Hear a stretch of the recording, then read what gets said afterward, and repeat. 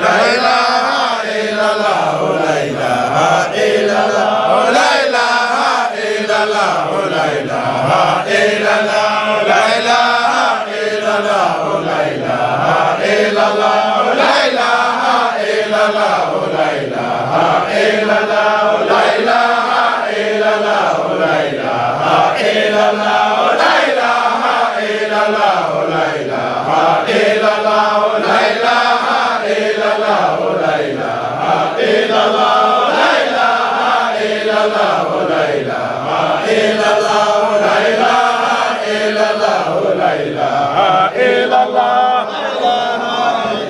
Assalamu alaikum. Wa alaikum assalam wa rahmatullahi wa barakatuh. Ambe bela jelen fo. Ambe aw foli ni kisi foli ni o ye barka foli. Mun ko fora kabla ala ka kuma yira konona na Al-Quran sura woro konona na aya biduru ani aya nani ako kanga to ka nyogon foni salamun alaikum o kisi ala ka ke kata aw kelen na be aw munum be ya ani munum ma ya soro ani munum be jamana yere kokan bela jele amba nyine ala fe ala ka kisi ka ke kata ubema ka ben bi na ye kalo ta ka bla tile boli non fait ambe singa jate bo ka ben le 12 février kalo san bafla ani samuga ani kele wakati bigata amfana bigata wakati non fait ayan jodoni angan jodoni wakati ka jodoni o ti se ka ke abitade faut ti se ka jo américain ti se ka jo Russie ti se ka jo Jina ti se ka jo meleke ti se ka jo abi jo domina o de be wele yomal akhir kaba ko de lunde yomal akhir no o sera domina abebe ta gum abebe ci ako momo lamin mo do bu ko yere nyin nga ko yalla ala bi dunya ban cugudi ni adama dum chaman leje bagam chaman yiru ebe munum be yala parce que ama yala kosobe munum be yala jamanaw ni jamanaw Amerique do ye Amerique ke do ye France ke do ye dien fam bele jelen yala ebe se ki miri ni dien bade ni be adama dem bade ni be ko be se ka ban cugudi yoroni kele ala ko tiendo ko be o nyingal ni ke ako Mohammed Lamine o jabi duma Quran sura tani woro kono diden sura aya bi wolumla ani aya wolumla ako dunya wulile ka kasinga dien bante kaka teli ale ala yoro kaka teli iba fo ko nye komi aka teli ka teme nye komi yera kan Mohammed afu yo kaka teli ka teme nye komi kan de ale b'a fɔ ko ban dɔrɔn a banna ban ni machine ni dulolen don ale la a y'a bɔ a la dɔrɔn o y'a bannen o fɛn bɛɛ bɛ don dibi kɔnɔ fɛn bɛɛ bɛ sa kun fɔ ye kun a bɔra ale de la o ko in kɛra ni a yɛrɛ ka yamaru ye a ka diɲɛ ban adamaden n'a bɛ sa a tɛ bɔ a kalama yɛrɛ kɛra dɔrɔn o y'a sɔrɔ a sara gik dɔrɔn o y'a sɔrɔ a tɛmɛna a tɛ bɔ fosi kalama wakati ka telin dɛ ala ka ɲɛ an ma a ka nisenu bila an na nisenu tɛ se ka sɔrɔ fo a ka sɔrɔ nin sira fɛ n'i ma ala ka kuma dɔn ka a minɛ dɔrɔn nisenu tɛ se ka don i la nisenu nin dun n'a ma don mɔgɔninfin na i tɛ se ka ɲuman ni juguman i tɛ se ka ɲuman kɛ o de kosɔn a ko Mohammed Lamine fa i disi ka opérer de an bɛ disi dayɛlɛ dun Kuran sura 99 na alam nashrah laka sadraka aya naani aya fɔlɔ alam nashrah laka sadraka an bɛna i disi dayɛlɛ ka mun bila a kɔnɔna na e kelen dɔrɔn tɛ dɛ maa o maa n'an bɛ fɛ ka a tigilamɔgɔ bila silamɛya in kan Al-Quran sura 39 aya 22 jakira dɔrɔn disi ma dayɛlɛ dɛ a ko maa o maa ni n b'a fɛ k'a bila silamɛya sira in kan fo i disi ka opérer de ka mun bila a kɔnɔ ko ka yeelen ni bila a kɔnɔ mun de kosɔn a bɛ yeelen ni bila adamaden dusukun na a b'o baro bɔ ye Kuranɛ sura 22 suratul Haji aya 40 ani aya a ko a ye dugukolo yaala Mohammed Lamine a bɛna fɛn ye a bɛna fɛn mɛn i bɛna fɛn dɔn n'i bɛ dugukolo yaala taa yaala dugukolo sanfɛ i bɛ dɔɔni sɔrɔ sabula mun na Mohamed Lamine i ɲɛ bɛ ɲɛ in na dɛ ɲɛ wɛrɛ bɛ aw la mun tɛ nin si ye mais o ɲɛ tɛ se ka yeli kɛ fɔ a fana ka bɔ dibi la ni nin donna dibi la a tɛ yeli kɛ cogo min na n'an donna dibi kɔnɔ an tɛ yeli kɛ cogo min na o ɲɛ wɛrɛ fana bɛ yen ko o bɛ dusukun kɔnɔna na adamaden dusukun kɔnɔ ko ɲɛ dɔ de fana bɛ yen f'a fana ka yele a ka yelen sɔrɔ o yelen ye jumɛn tɔrɔsi yelen de don o ye ɲɛ ta in de ye ɔ dusukun ta in don o bɛ sɔrɔ cogo di a ko kuranɛ mun jiginna ko yelen de don kuranɛ sura 4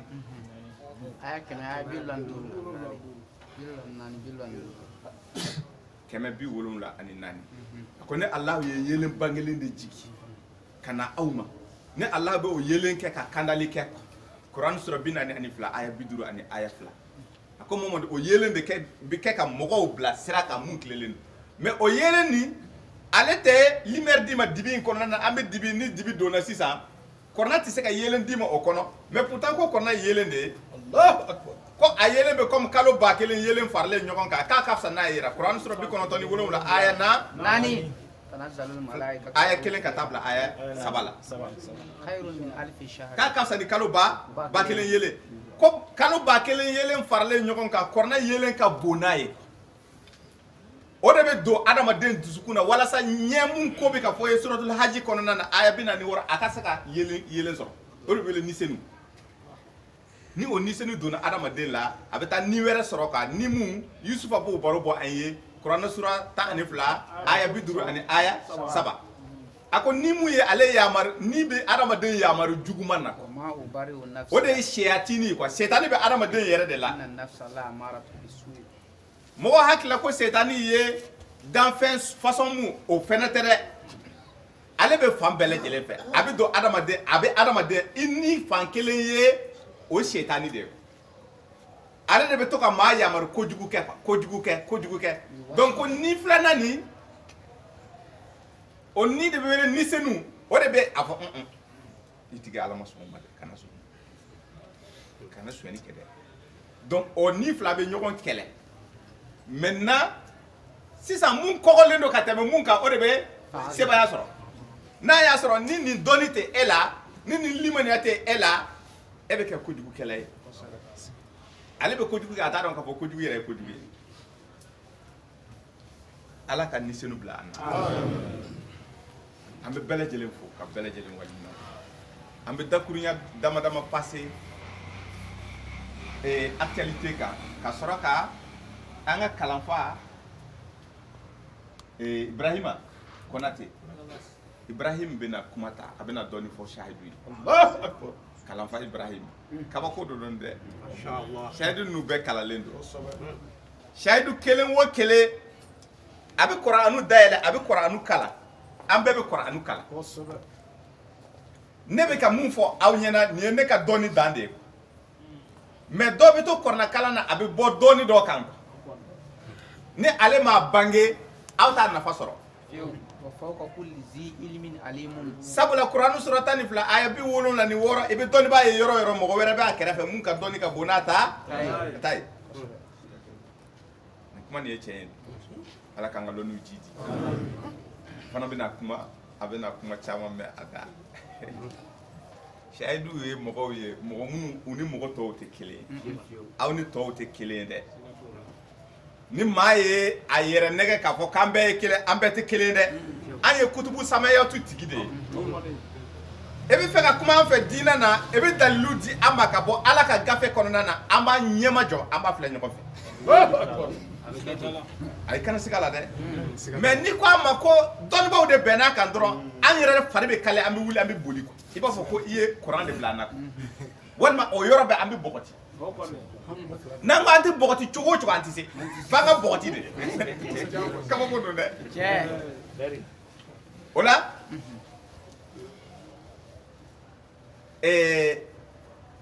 an y'a kanu bi ka kuma seli kan ko yala seli bɛ se ka kɛ ni kan wɛrɛ ye wa mun tɛ arabukan ye o nɔninen don jamana nin kɔnɔna na an ka kalanmɔgɔ dɔ kalanfa dɔ bɔra Laginɛ jamana kan ne t'a tɔgɔ dɔn n ko karamɔgɔba dɔ de don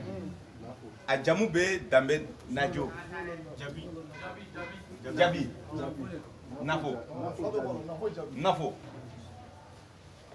nafo ni a bɛ Laginɛ jamana kan an dafɛ dugu de don an balimaw de don Laginɛ an ka foli b'u ye kosɛbɛ Guinéen bɛɛ ani an ka dafɛ dugu bɛɛ an ka kisi foli bɛ kɛ ka taa dugu ninnu bɛɛ ma Ala ka basigi kɛ dugu ninnu na an balima de don jabi najo nafo ni a bɛ Laginɛ jamana kan a bɛ kalan kɛ ngo kalan bamanankan de don a bɛ bamanankan kalan de di mɔgɔw ma ni kalan nin bɛ wele ko ngo o tɛ wa ngo karamɔgɔ yɛrɛ bɛ yan karamɔgɔ dɔw bɛ yan a tora o la a nana ye a ka faamuyali kɔnɔna na arabukan mun bɛ kalan seli la ka sujudu bin n'a ye a ko k'ale to o kɛ a bɛna mun de kɛ a bɛna todunkalan in a ka tokan in todunkan in n'o ye fakan in k'ale bɛ fakan in bila ba la a bɛna kalan nin kɛ n'a ye ka sujudu bin Ala ye tumana min na a ye nin baara daminɛ Laginɛ jamana kan a ye gɛlɛyaba sɔrɔ mɔgɔ dɔw taara a ka zabiya ci ka bɔ yen pepu ka faamaw bila a la faamaw fana y'a minɛ karamɔgɔkɛ tiɲɛ de don dɛ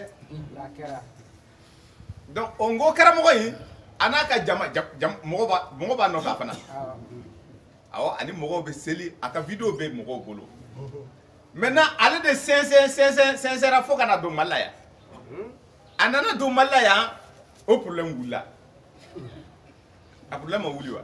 tile fila in na an tulo bɛ a kuma bɛ fan bɛɛ lajɛlen dɔw bɛ to k'an wele ko o bɛ bɛn an ko cɛ aw ta hakili sigi wa sɔn dɔrɔn ko ko yala ko ka kalan kɛ bamanankan ko bɛ bɛn seli kɛ bamanankan a bɛ kɛ ja mɔgɔw t'a dɔn o ma deli ka nin mɛn dun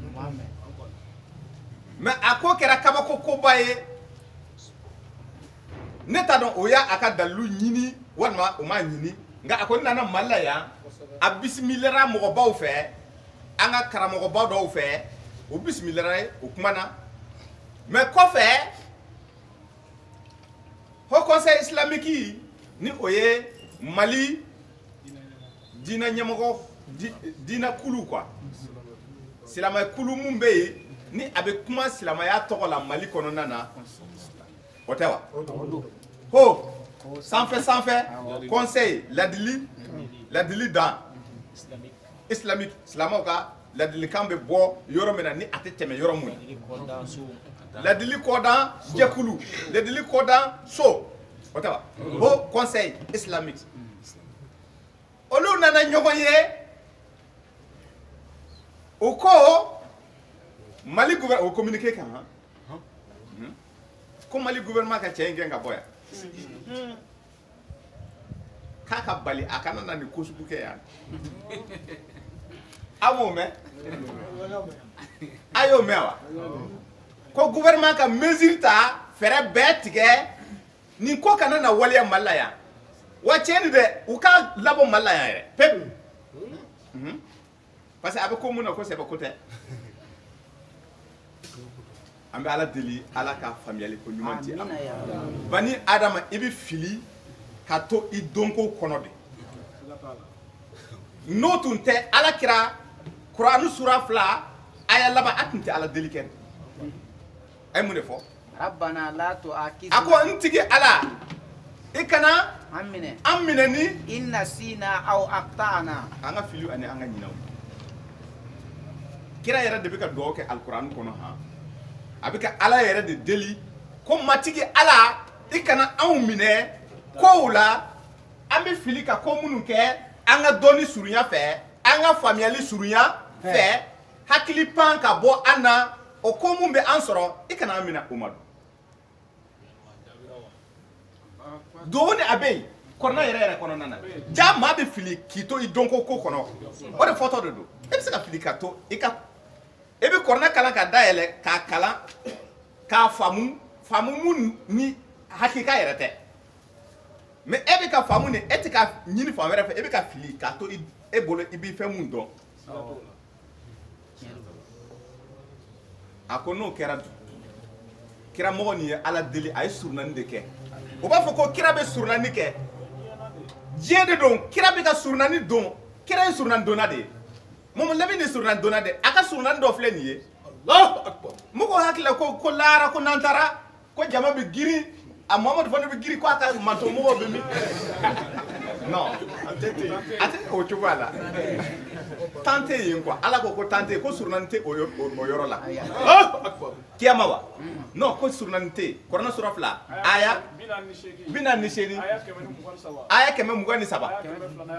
aya 254 a sɛbɛnnen bɛ nin cogoya la surunani tɛ kiyama nin ye surunani dɔ ye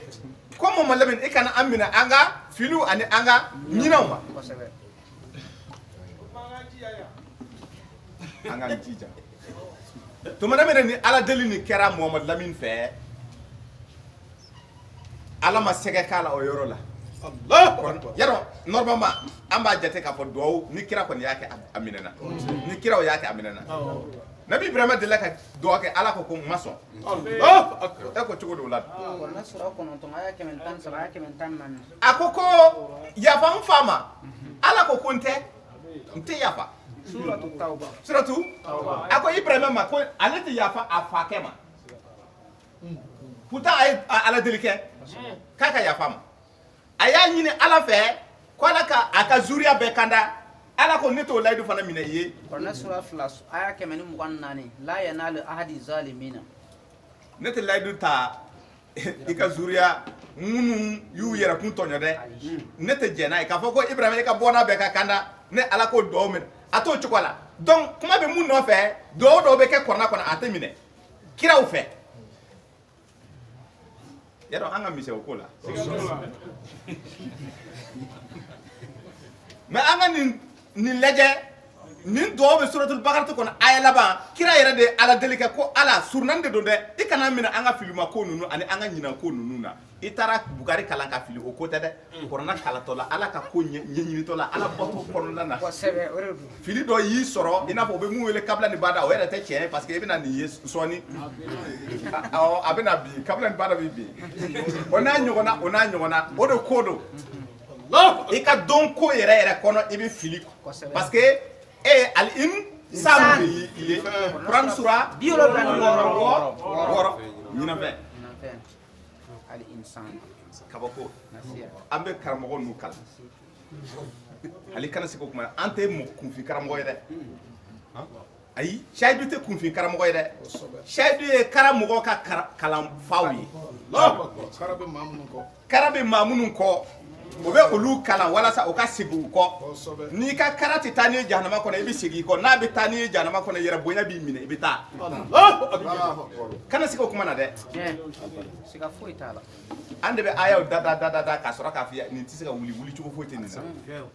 i bɛ segin i bɛ don nin kɔnɔ walima i bɛ taa ŋaɲɛ fɛ parce que e yɛrɛ tɛ Kuranɛ yɛrɛ kɔnɔ karamɔgɔ ninnu tɛ Kuranɛ kɔnɔ ala dun ko man lam yakum bima anzalallahu fa ulaika humul kafiruna ko kafiri tɛ dɔwɛrɛ ye mɔgɔ minnu bɛ diinɛ kiiri sɔrɔ k'a sɔrɔ a m'a bɔ kitabu jiginnenw kɔnɔna na Kuranɛ sura 5 aya 44 olu de kara mɔgɔw ye kara b'u kɔ u bɛ kara se mɔgɔw ma an bɛ olu sɛnsɛn dɔɔni u ka segin Kuranɛ ma tumana min na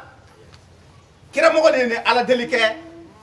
ala sɔrɔla ka to baro dɔ la fo Kuranɛ sura 37 aya 5 walaysa alaykum junahun fima aqtatum bihi walakin ma ta'ammadat qulubukum jati kuma filɛ ko sɔnna Mamadu i ka ala deli Bakara ala deli ni e ye surunani mun kɛ mɔgɔw ye ani i yɛrɛ kun ye ne ala sɔnna don ne tɛ aw minɛ fili kow la ani aw ka ɲinan kow la ne tɛ aw minɛ o ma mais aw b'aw tugu ka ko mun kɛ ne ala bɛ aw nɔ minɛ Allahu Akbar an bɛ ka nin kuma nin fɔ mun de kama yala mɔgɔ bɛ se ka seli kan wɛrɛ la walima a tɛ se ka seli kan wɛrɛ la dalu jumɛn de avancera an mago bɛ o de la nin bɛɛ nɔfɛtɔ ko ye o ye an bɛna lajɛ walima Kuranɛ ko cogo di Allahu Akbar dalu yɛrɛ jumɛn de bɛ o tigilamɔgɔw bolo ani dalu jumɛn de bɛ an yɛrɛ ma kɔrɔnatigi ninnu ka minnu ko k'olu ye silamɛw ye u ka dalu an m'a mɛn dɛ ko i tɛ se ka seli kan wɛrɛ la an y'a mɛn ten dɔrɔn k'a fɔ k'i tɛ se ka seli kan wɛrɛ la k'a sɔrɔ an ye n ko mɔgɔ ninnu n ko karamɔgɔ ninnu an y'an sɛnsɛn ka ɲininkali tengu a dɔw kunna a ma kɛ wa an ye u ka dalu sɔrɔ u ka dalu bɛ bɔ kuranɛ kɔnɔ Allahu Akbar k'a fɔ ko todunkan fakan i bɛ seli n'a ye foyi t'a la a bɛ bɛn u ka dalu bɔra kuranɛ kɔnɔna na maintenant sisan an bɛ u ka dalu de ta ka dalu nin lajɛ ani mɔgɔ ka seli arabukan na dalu jumɛn de b'o o fana na a o de don a kɛra dalu ko ye sisan o m'a fɔ ko i bɛ se ka seli todunkan na ten dɛ u ko ko kuranɛ yɛrɛ de ko ten n'u ko kuranɛ dɔrɔn i b'i ɲɛma jɔ i fana bɛ na ni dalu de ye ka a ta ni kɔ kari ko o sanga ɲɔgɔn ye parce que o dalu fila tɛ fɔ ɲɔgɔn kɔ hey cɛ an ka kalan kɛ dɛ dalu dɔw bɛ na di ka bɔ karamɔgɔ ninnu fɛ n ko karamɔgɔ ninnu fɛ k'a fɔ ko olu b'u ka bamanankan u b'a seli ni bamanankan ye dalu jumɛn b'u la an bɛna u ka dalu ye kuranɛ kɔnɔna na yala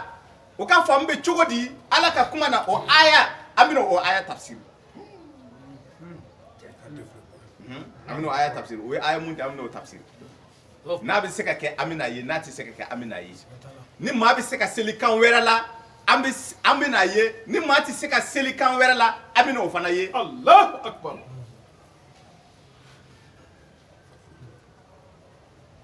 kuranɛ sura 14 u ka dalu kuranɛ sura 14 a bɛ u ka dalu lajɛ an b'a lajɛ ɲɔgɔn fɛ aya 4 kumaba dɔ bɛ yen a bɛ kuranɛ dayɛlɛ nin kuma ninnu ye kuma kabako kumaw ye dɛ وما أرسلنا من رسول إلا بلسان قومه ليبين لهم ale ala a bɛ ciden o ciden mun ci ka taa a ka manto mɔgɔ ma f'a ka o manto mɔgɔw ka kan de don o ciden da a ka fɔ Allahu Akbar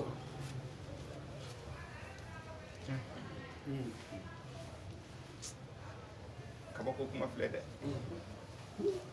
ayi ala kira Mamadu Lamini ale tun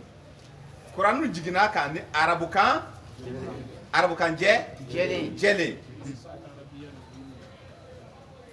ko ne y'o kɛ mun de kama a kana k'i kɔnɔ ko arabukan de ka fisa ni kan tɔ o ko tɛ ne bɛ k'a ci ka taa mɔgɔ minnu ma arabukan fɔlaw de don wajibi ne ka cikan in don o kan de la k'a fɔ u ye ko ni ne tun ye kan wɛrɛ de don kira da a k'a fɔ u ye k'u tun bɛ ban Kuranu sura 10 kuranɛ sura 41 41 suratul Fusilat aya 44 44 ni ne tun ye kan wɛrɛ de don Muhamadu da a ka taa arabuw ma ko o tun bɛ ban cikan in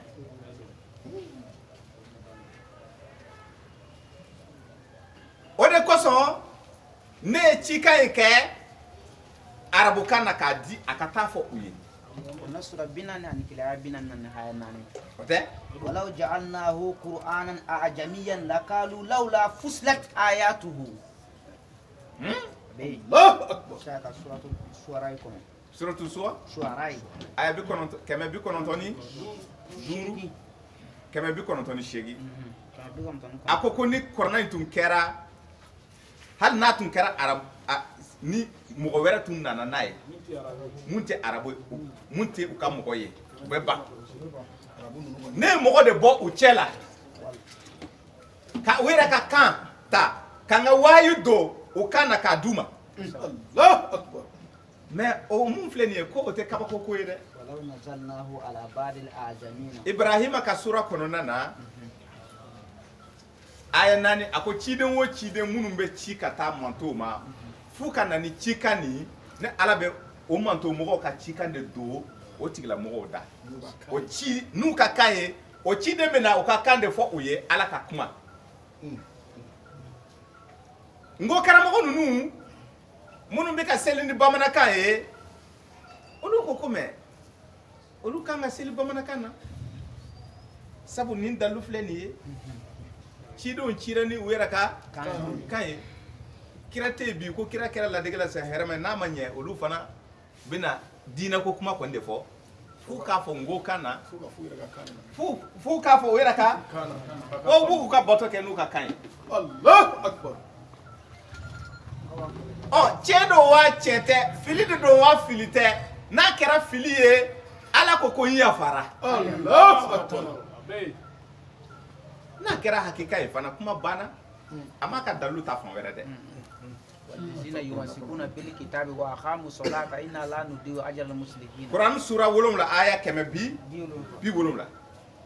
k'i to kuranɛ kɔnɔna na k'i banba i bɛ to ka seli jɔ ala ye k'ale t'i ka baara tiɲɛ mais aya nin yɛrɛ yɛrɛ a bɛ se ka bila hukumu jumɛn kɔnɔ ni aya nin Kuran sura 14 aya 4 ani seli de ko don wa n'i bɛ seli o de ko don wa a bɛ se ka kɛ o don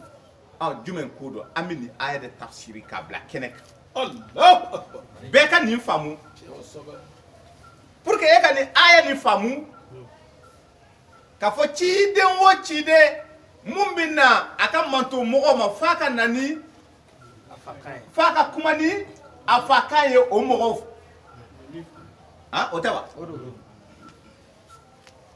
kuranɛ dun jiginna ka taa arabu ka kan de la bon a fɔra ko ciden dun cira ka taa diɲɛ bɛɛ fana ma Kuran sura 7. Kuran sura 7 aya 158. Kuran sura 21 aya 100 aya 7 Kuran sura 30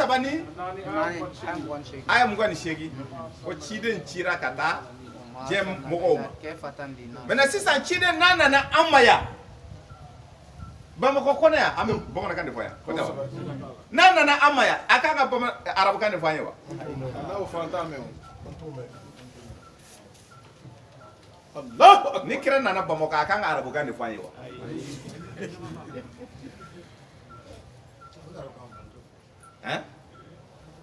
n'a nana an fɛ yan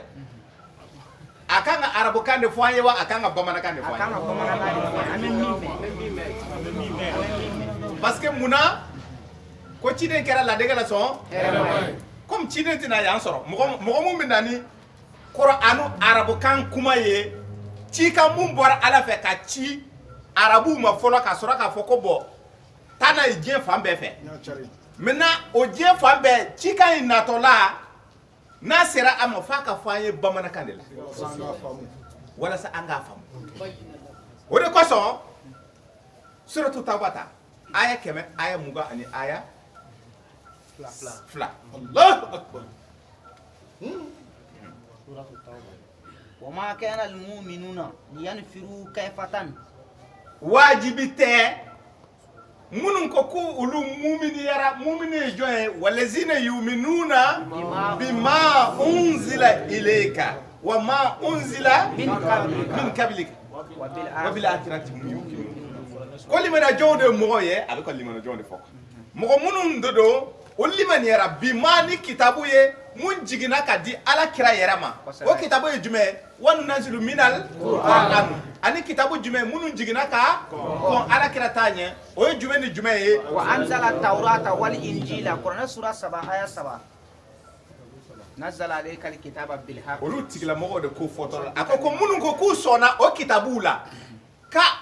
ale ala ma wajibi kɛ k'u bɛɛ ka bɔ u ka dugu la k'a fɔ k'u bɛ taa ala ka kuma kalan ayi ma kɛ ten ko pourquoi aw kan ka mɔgɔ dɔ de bɔ aw cɛ la olu bɛ taa ala ka kuma bɛ yɔrɔ min na o bɛ t'o nɔfɛ n'u taara nɔfɛ o bɛ ala ka kuma kalan yen quoi a bɛ kan o kan na u b'a kalan k'a ɲɛdɔn mun de bɛ ka fɔ ala fɛ nin kan in na n'aw tilara o la sisan o tigilamɔgɔ k'u ka segin ka na dugumɔgɔ ninnu ma maintenant nous nana o be ci kan fo to dun kan de la Allahu akbar. في دين يتفقهوا في الدين ولا فهم الدين لا o ba bama yelema Kana wala sa ci kan yi message ka soro akado akafamu. aka dɔn a ka faamu ala ye nin fɔ ala ka laɲini nin ye ala ka laɲini nin ye ala ka laɲini nin ye ala ye aw yamaru na ala ye aw bali nin na ala ye aw yamaru na ala ye aw bali nin na wajibi tɛ dugu bamakɔkaw bɛɛ ka cɛ ka fɔ k'u bɛ taa Maka. misali la maka Ku bɛ taa kalan ye. k'a fɔ k'u bɛ taa kɔrɔna kalan ye Madina. ayi walima madina mais ko aw ka cɛ dɔw bɔ aw la u ka taa maka walima madina ka taa kɔrɔna ɲini k'a kalan ka message ni faamu n'u tilara o la sisan o bɛ segin ka na n'u nana bamakɔ yan comme an bɛ bamanankan fɔ ale fana bɛ bamanankan fɔ sisan a bɛ kɔrɔna dayɛlɛ a b'a fɔ ko bismillahirrahmanirrahim o ye arabukan ye an b'an sinsin ni ala tɔgɔ ye diɲɛ nɛɛma labɔlen tigi ye ani lahara nɛɛma kɛrɛnkɛrɛnlen tigi ye Allahu akbar. a ye siran ala ɲɛ ala barika bɔ a bɛ ka nin faamu o de fɔtɔ de don ka ibrahima ka sura kɔnɔna na parce que o bɛ ka ala kɛra de ladege parce que ala kɛra cira arabu de ma ale tun kan ka arabukan de fɔ yen mais sisan o cikan mun bɛ arabukan na ni nana bamakɔ yan bamananw fɛ fo a ka fɔ bamanankan de la Allahu akbar. walima aw bɛ bamananw bɔ ko in na Kosɛbɛ. n'u kɔni bɛ ko in kɔnɔ ni ciden cira ka na olu fana ma donc sisan a ye ɲɛ ma ciden ye mun de fɔ arabukan na mun de fɔra a ye arabukan na wahayi la ni a y'a fɔ arabu ye a ye ɲɛ ma a k'a fɔ a ye bamanankan na o de fɔtɔ de don ko ciden fosi ma ما ci أرسلنا من رسول إلا بلسان fo قومه a ka na n'a nana a bɛ ليبين لهم olu ka mɔgɔw ka kan a b'o de fɔ Allahu akbar. ɔ yala bato bɛ se ka kɛ ni o ye wa bato bɛ se ka kɛ ni o ye wa walima bato tɛ se ka kɛ ni o ye donc langue originale ni a jiginna mun kan ni o ye a bɛ fɔ cogo di an b'a fɔ original walasa a ka faamu c'est à dire que wayu jiginna kan mun na ka di muhamadu ma bato bɛ kɛ ni o dɔrɔn ye wa bato bɛ se ka kɛ ni dɔ wɛrɛ ye Allahu akbar. walima n'i m'a kɛ ni dɔ wɛrɛ ye n'i m'a kɛ ni arabukan ye a tiɲɛna ala ko inna haza sufil ula sufi ibrahima wa musa musa tun tɛ arabukan fɔ a tun tɛ ala bato ni arabukan ye Ibere kundo. Rama kun ibere. kɔrɔna ni cikan mun bɛ ka d'i ma arabukan na muhamadu da la k'a fɔ a taara musa ka gafe kɔnɔ kitabu de la kurani sura 87 aya 18 19 musa tun bɛ ala bato arabukan de la wa La. a ka bato ma minɛ wa أمرنا a ka bato minɛ Allahu akbar. nabi ibrahima a tun bɛ ala bato cogo di a tun bɛ ala bato ni arabukan ye wa La. لان إبراهيم a ka ala deli a bɛ ala bato a ɲɛna wa a ma ɲɛ muhamadu tun bɛ ala bato ni arabukan ye a ɲɛna wa a ma ɲɛ maintenant sisan problème dɔ bɛ yen Allahu akbar. ni a kɛra o kɛcogo la bɛɛ bɛ taa ni i ta ye n'i y'a faamu nin faamu cogo la i tɛ se k'a tigilamɔgɔ jalaki cogoya si la maintenant aw bɛ sigi de ka ni aw fana ye kodɔnnaw ye aw fana bɛ sigi aw bɛ na ni dalilu ye mun ka kɛnɛ ni a ta nin Kosɛbɛ. A bɛ kɛ ten de. maintenant sisan n'o ye tiɲɛ ye wa o de ye tiɲɛ ye an bɛ bato kɛ ni arabukan ye dalilu jumɛn bɛ an bolo o la anw Allahu akbar. sisan an b'a fɛ sisan an ni n ko karamɔgɔ an bɛna ɲɔgɔn pese k'a lajɛ olu ka dalilu mɛnna u ka dalilu u m'a tɔmɔ dɛ dalilu piripara dalilu tɛ dɛ hadisa dalilu tɛ a y'a ta kuranu de kɔnɔna na Wa ka kɛnɛ. maintenant sisan an b'a lajɛ yala a ka faamuyali ni a ka kɛnɛ kosɛbɛ wa an minnu b'a la k'a kɛ arabukan na an ta in de ka kɛnɛ wa u ta in de ka kɛnɛ Allahu akbar. jumɛn de ta ka kɛnɛ an bɛna o de ye ala bɛ kuma adamadenw fɛ ala ka kuma ani adamaden ka kuma tɛ kelen ye a ko Mamadu Lamini a bɛna baro dɔ bɔ muhamadu ye baro ni a bɛ taa kuranɛ sura 5 kɔnɔna na kumaba dɔ bɛ yen an ka o kuma ni lajɛ a aya 43 aya 47 aya 48 yala a bɛ se ka bɛn e mun ko ashhadu an la ilaha illallah muhammadun rasulullah e ka seli mun bɛ tali kɛ ka jɔ ka ala kosuma kɛ ka taa ruku kɛ ka taa sujudu bin yala e bɛ se k'o kɛ ni kan wɛrɛ ye wa kuma in b'o de ma gɛnna parce que an y'a ye mɔgɔw b'a la k'a kɛ an y'u ka dalilu fana ye ɔ yala a bɛ se ka ɲɛ wa kɔrɔna ka kuma de y'o ye wa kɔrɔna ye mun fɔ an bɛna o ma gɛn a kan ka kɛ kan mun na kɔrɔna ye mun fɔ an ɲɛna an bɛna o ye quoi n'a bɛ se ka kɛ kan bɛɛ la a b'a fɔ k'a bɛ se ka kɛ kan bɛɛ la mais cogo di a bɛ se ka kɛ kan bɛɛ la n'o tɛ musa nɔfɛ mɔgɔ ninnu n'i ko ko u k'a kɛ arabukan na i bagara u ma o tɛ arabukan dɔn olu ma kitabu sɔrɔ arabukan fana na o y'a sɔrɔ u ka kan de la o y'a sɔrɔ u ka kan de la o bɛ ala bato kɛ u ka kan de la donc ala bɛ se ka bato kan wɛrɛ la mun tɛ arabukan ye Allahu akbar maintenant muminidenw aw bɛ se ka bato ni kɛ ni kan wɛrɛ ye wa ɲininkali nin bɛ yen jaabi bɛ na di o de kan sisan Allahu akbar kɛlɛ ko tɛ o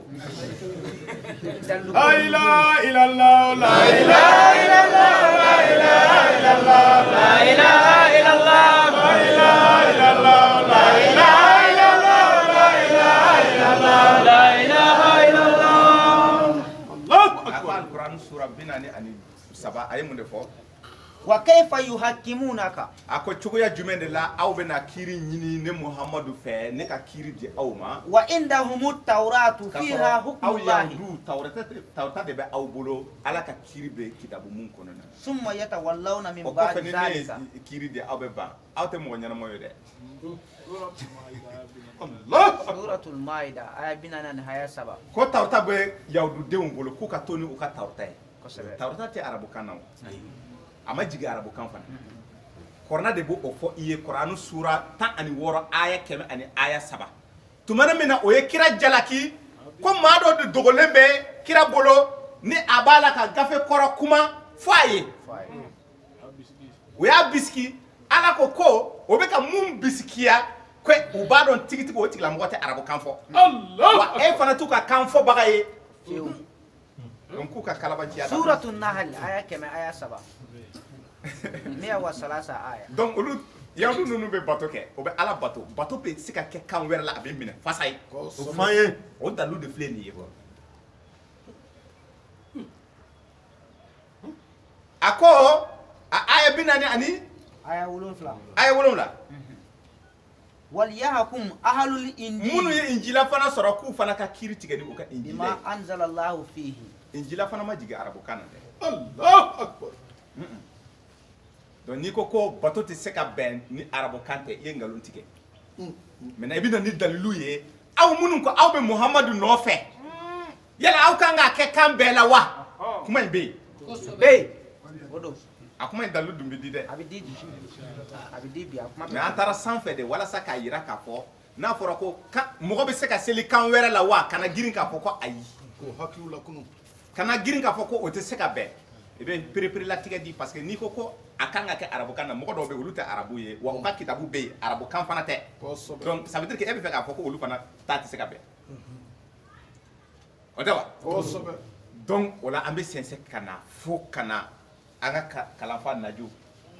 n ko karamɔgɔ nafo ka n'a ka jamakulu n ko karamɔgɔ an ka foli b'u bɛɛ lajɛlen ye an bɛna dalilu jigi dɔɔni dɔɔni a bɛna faamu fana a aya 48 ala ye mun de fɔ kiramɔgɔ nin ye wa anzalna ilayka alkitaba bil haqqi a ko kitabu fana filɛ ka jigi e muhamadu kan ni tiɲɛ jaati mais o kitabu o jiginna kan jumɛn inna anzalnahu qur'anan arabiyyan a bɛ kɔrɔnɛ sura jumɛn kɔrɔnɛ sura 10 ani 2 aya 2 Allah yusufa a ko i ka kitabu jiginna arabukan de la muhamadu a ko kitabu mun dira e muhamadu ma a jiginna arabukan yɛrɛ de la tɛmɛ n'a ye musaddiqan lima bayna yadayhi mais kɔrɔnɛ nin anana de ka fendo fana de tietigiya muntu blara من الكتاب kitabula ka kon atani ni o ye a fɔra ye déjà Taurata ani Injila o mu make arabukan mais arabukan in nana o fana kono kuma de tietigiya ina fɔ en français bi ka arabukan ni sigi ka arabu mun fɔra cikan a bɛ ka siga kan cogo min na ngo karamɔgɔ kɔrɔna b'u bolo ngo la cogo min na k'a segi a bɛ ka kɔrɔna ta ye a bɛ sigi a kan o ka kan na arabukan na ka sigi ngo kan na kɔrɔna fana sigi kɛra kɔrɔna fana ba yɛlɛmana ka bɔ kan wɛrɛ la k'a kɛ arabukan ye Allahu Akbar.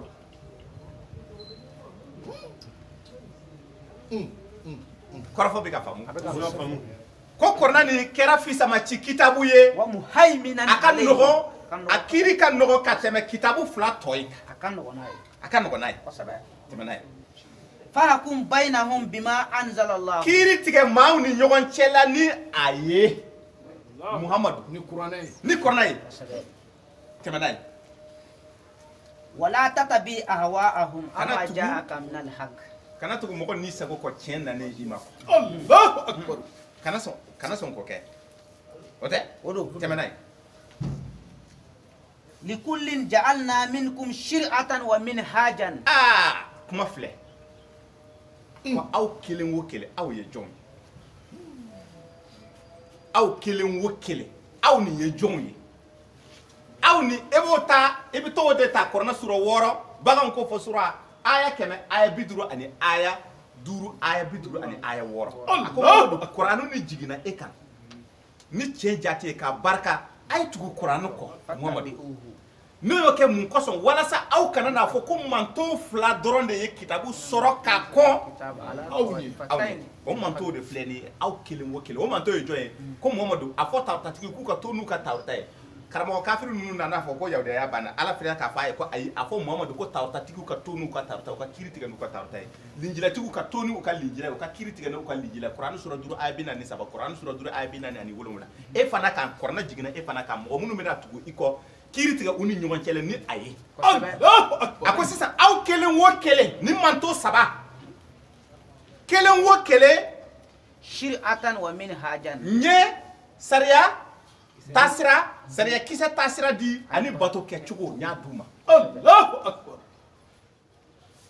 ولو شاء الله sariya ani bato kɛcogo n y'a di aw kelen o kelen ma a bɛ nin faamu cogo di Ko wala wala. bato kɛcogo Ko wala wala ni. mɛ n'i ko f'a ka bato kɛ ni arabukan ye i ye nkalon tigɛ o ma fɔ i ye o ninnu ka bato kɛcogo olu ni anw tɛ kelen ye o ko bɛɛ sariya dira a bɛɛ ma ani bato kɛcogo hali aw ka kɔrɔn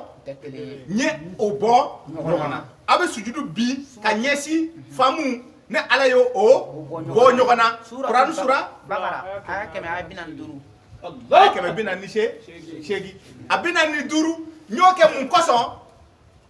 a ye 445 o tɛ wa n y'o kɛ mun kosɔn Mamadu Lamini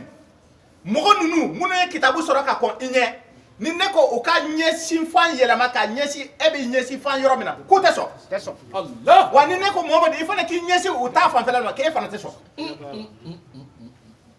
wa olu dama tɛ sɔn ka ɲɛsin ɲɔgɔn ta fan ma Allahu Akbar. e ko cogo di o la bɛɛ k'i ta kɛ Jaabi o ye. ne an bɛ seli ko Mamadu Lamini o la e an'i ka jamakulu ko aw k'aw ɲɛsin Baitul Haram ma ne y'o kɛ walasa k'a lajɛ ni jɔn de bɛ a fɔ ko ale tɛ أتى آية كم بنا نسبة a ye 440 سبعة دون مبارا لا aw ka n'aw bɛ seli aw ka ɲɛsin Baitul Haram ma ninnu n'u bɛ seli o k'u ɲɛsin Baitul Aqsa ma a bɛ Daniel ka kitabu kɔnɔna na Allahu Akbar. Chapitre 6, verset 10. ni olu bɛ seli u bɛ ɲɛsin Baitul Aqsa ma ni chrétiens bɛ seli u kan ka ɲɛsin Bethléem la ville de la nativité Allahu Akbar. chrétiens tɛ sɔn ka ɲɛsin yahudiw bɛ ɲɛsin faamu ko chrétiens tɛ sɔn ko yahudiw fana tɛ sɔn ka ɲɛsin chrétiens bɛ ɲɛsin faamu na ko Mamadu yahudiw tɛ sɔn ka ɲɛsin e bɛ ɲɛsin faamu na chrétiens tɛ sɔn ka ɲɛsin e bɛ ɲɛsin faamu na wa e fana tɛ sɔn ka ɲɛsin olu ta fana ma La ilaha illa. Kurani suratul Baqara kɔnɔna na aya 100 aya 40 ani aya 5 hey changa korona kala ha Allahu akbar. ako ni bɛɛ ye manto de manto dama manto bɛɛ ni i ka manto bɛɛ ni i ka sariya i ka bato kɛ cogo mais kabako ye mun ye ka yirila k'a fɔ i tɛ tugu kira kɔ k'a fɔ ko ayi dɛ i tɛ sɔn ka korona kala arabukan na o kuma in sababu a tɛ dɛ an bɛna o dalilu de ye i bɛ ala deli nin kɛ i bɛ sujudu nin i bɛ a kalan ni a jiginna kan mun na i bɛ sujudu bin n'a ye taalen ye an bɛna o ye a ko ne ma fɔ ko ɲɔgɔnya ɲini i ka manto kelen kɔnɔ ayi wa tasmu bihablillahi jami'an wala tafarraqu a kana fara fara a bɛ juruba kelen min Kuranɛ sura 3 aya 107. aya 107 Quran suratu Ali Imran aya 100 ni aya 7 Allahu akbar. a bɛna dɔɔni dɔɔni a ko sisan a ye nin ye k'a fɔ ko manto kelen o kelen n'a ka sariya a n'a ka bato kɛ cogo ne y'o dabɔ mun de kama Quran sura 5 aya 48 ne y'o dabɔ mun de kama walau ne y'o dabɔ ka aw la jarabi yabluwakum fima atakum ne ay min di awma a ye mun di aw ma ne ala bɛ fɛ ka yahudiw lajarabi ni tawrata ye awɔ ne ala bɛ fɛ ka kerecɛnw nasaraw lajarabi ni linjila ye ne ala b'a fɛ ka muhamadu manto mɔgɔw lajarabi ni kuranu de ye Allahu akbar. a ko k'a ka fɔ n ko ɲɔgɔnya ye ko ne ala bɛ taa kiiri tigɛ aw ni ɲɔgɔn cɛ ko nka yann'o cɛ aw ka ɲɔgɔn fadenya sa ala kama ɲumanya baaraw la Allahu akbar. afo n'a tun ye ne ja walau sha'a rabbukum n'a tun y'i tigɛ ala ja walau sha'a Allah la ja'alakum ummatan wahidatan a tun bɛ aw kɛ kelen de manto kelen pewu a ye nin mɛn dɛ n'a tun ye ala ja yahudiw kerecɛnw ani muminidenw a tun bɛ an bɛɛ kɛ kelen ye fastabiqul khayr yahudiw manto tɔgɔ de don nasara manto tɔgɔ de don muhamadu ka nɔfɛtɔ mɔgɔ u ka manto tɔgɔ bi wele cogo di mu'min dalu jumɛn b'i bolo Quran sura shege aya 40 aya 9 ya ayyuhan nabiyyu hasbukallahu wa man ittaba'aka minal mu'minina aha muhamadu nɔfɛtɔ mɔgɔw ala filɛ k'a fɔ kɔrɔna sura 8 suratul anfal aya 60 ani aya 4 a ko muhamadu ala kɛra i wasabaga ye ala y'i wasa muhamadu ani jɔn mɔgɔ minnu danayara e nɔfɛ Allahu akbar. mɔgɔ minnu sɔnna i ye ka tugu i kɔ ka olu welela danabaw mumin an ka manto tɔgɔ de bɛ wele mumin Allahu akbar. nasaraw ka manto tɔgɔ nabila isa ka manto tɔgɔ bɛ wele cogo di kuran sura 61 ta aya 14 ya ay o ta kuran sura 61 aya 14 o de ye e bɛna kumaden mun sɔrɔ manto tɔgɔ mun sɔrɔ o de ye nabila isa ka manto tɔgɔ mɔgɔw ye ya ayyuhallazina amanu aw minnu ko aw limaniyara ala la kunu ansarallahi a ye kɛ nasara ye kama qala Isa ibn Maryam lil hawariyin ka bɔ nabila isa mariama denkɛ ka misali la man ansari ila tuguni mina Allah a ko jɔn de bɛ yen mun bɛ kɛ ala dɛmɛ ɲɔgɔn ye ja ala dɛmɛ ɲɔgɔn de bɛ wele nasara Allahu akbar. Eh ne te ma te fɔ ye. ala dɛmɛ ɲɔgɔn ko jɔn de bɛ kɛ ala dɛmɛ ɲɔgɔn ye ne nabila isa nɔfɛ hawariyuna ye mun de fɔ qala al hawariyuna hawariyuna n'u y'u kanto nahnu ansarullah an filɛ nin ye an bɛ kɛ nasara ye e nɔfɛ nabi isa Kira dɛmɛ ɲɔgɔn ye. ha minnu tugura nabila isa kɔ olu de welela nasara Allahu akbar. a ka manto nabila isa ka manto tɔgɔ o ka kitabu ye linjila de ye kosɛbɛ muhamadu lamini ka manto tɔgɔ de ye mumin ye danabaw kuran sura 8 aya 60 ani aya 4 o ka kitabu tɔgɔ alquranul karim kalanfɛn dɔ nin ye kunnafoni duman ye la bonne nouvelle l'évangile nabila yi musa ka manto tɔgɔ bɛ wele cogo di wala kad atayna dangina ɲɛ kɔni ma dili kɛra nabila yi musa ma alkitaba an ye kitabu di musa ma fala takun fi miryatin min liqa'ihi k'a fɔ ko i ni musa bɛ ɲɔgɔn ye muhamadu lamini kana sigi o la dɛ waja'alnahu hudan li bani isra'il nka kitabu mun dira nabila yi musa ma n y'o kɛ kanda ye k'a di israɛl ka denw ma Allah. kanda kitabu ye k'a di israɛl ka denw ma waja'alna minhum a'immatan olu la ka mɔgɔw ta yahduna bi k'u amrina kɛ ɲɛmɔgɔ ye ka u kɛ kanda mɔgɔw ye u kandalen don u bɛ mɔgɔw kanda yahadu ni ala ka yamaru ye yahudu mɔgɔ kandalenw jamakulu kandale o de Kurana sura kɔrɔ 32 suratu sajida an taara o fana kɛ aya 27 ni yahudiya ma ye yahudiya ye kafiri ye ala ko ayi yahudiya kɔrɔ yɛrɛ mɔgɔ kandalen e de bɛ se k'i yɛrɛ wele mɔgɔ kandalen ka taa i fili sira fɛ n'i ko mumini den de ye e bɛ se ka kɛ e de ko e ye mɔmɔ nɔfɛtɔ mɔgɔ ye mais e ye kalabanci de ye Allah o bɛ se ka kɛ e de ko e bɛ ala dɛmɛ nasara nabila isa ka sira mais e bɛ kɛ kalabanci ye ani nasara ye kalabanci ye ani yahudu ye kalabanci ye ani mumini den ye kalabanci ye o tɛ ɲɔgɔn ye sira la dɛ n'i ko yahudu ye kafiri dɔrɔn i kafiriyara parce que ala ko yahudu kɔrɔ mɔgɔ kandalenw comme o bɛ kanda ni jumɛn ye nabila musa ka kitabu ye tawrata Allahu akbar ni o sabalilen don ka to ala ka aya ninnu kan o bɛ kanda n'a ye donc u ka bato olu bɛ bato mun kɛ e b'a fɛ u ka kɛ ni arabukan ye ne ko ni arabukan tɛ ko kan tɛ arabukan ma sa ni kanw ye dɛ ayi ale ala de kan bɛɛ da ale ala de kanw bɛɛ walafi kuranɛ sura 30 aya 22 kan bɛɛ a bɛɛ kan si tɛ dugukolo sanfɛ k'a bɛ fɔ k'o ye kan ye fo a ka sɔrɔ ale ala de y'a walafi ko ale bɛ kanw bɛɛ mɛn mais aw tɛ kan bɛɛ mɛn Allahu akbar donc sisan manto minnu b'a la ka fɔ i ye nin ta ala bɛna kuma kɛrɛnkɛrɛnlen dɔ de fɔ Muhamadu Lamini ye ka ɲɛsin anw ma sisan sabu a ko mantow ye saba de ye a diyara ne ye a ka kɛ nin cogoya la n'a tun ye ne ala diya ne tun bɛ se ka aw kɛ kelen ye mais n m'a kɛ ten n y'aw kɛ manto saba ye mun kosɔn a ka ɲɔgɔn fadenya ɲumanya baaraw la an ye tɔw bɛɛ gosi ka bɔ yen an ko an kelen dɔrɔn de bɛ yen tɔw si tɛ yen on est islamien awɔ ka tɔw bɛɛ b'a la nasaraw man ɲi yahudiw man ɲi a bɛɛ banna Muhamadu Lamini nalen o ka diinɛ banna ka sɔrɔ a yɛrɛ t'a dɔn k'a fɔ Muhamadu Lamini yɛrɛ nana ka bila o ka diinɛ de kan Allahu akbar nazala alaykal kitaba bil haqqi musaddiqan lima bayna yadayhi wa anzala al tawrata wal injila kuran nana ka tawrata ta ni fa bi hudahum iktadihi kuni tugura nunu ko kibi kanda suratul an'am aya 19 Allahu akbar kabako kuma filɛ dɛ kabako ba bon sisan o manto ni ko manto kelen o kelen n'a ka bato kɛ cogo a ma fɔ wa kuranɛ sura 5 aya 48 a ma fɔ wa bon sisan a ko Muhamadu Lamini n'a tun ye ne ala diya ne tun bɛ aw kɛ manto kelen pewu de ye mais ne ma aw kɛ manto kelen n y'aw kɛ manto saba ye mais Muhamadu ka manto ye sisan a kan ka kɛ joli ye dalili jumɛn de b'o la i bɛ taa suratul mumin ta Allahu akbar kuma de filɛ ka na dɔn dɔn dɛ kuranɛ sura 27 aya 50 ani aya 2 aya 50 ani aya 7 an k'o kɔnɔ kuma lajɛ wa inna hadhihi ummatukum ummatan wahidatan wa ana rabbukum fattaqun mais iya ye yan sisan a kan bɛ Muhamadu Lamini de ma n'i m'a faamu tan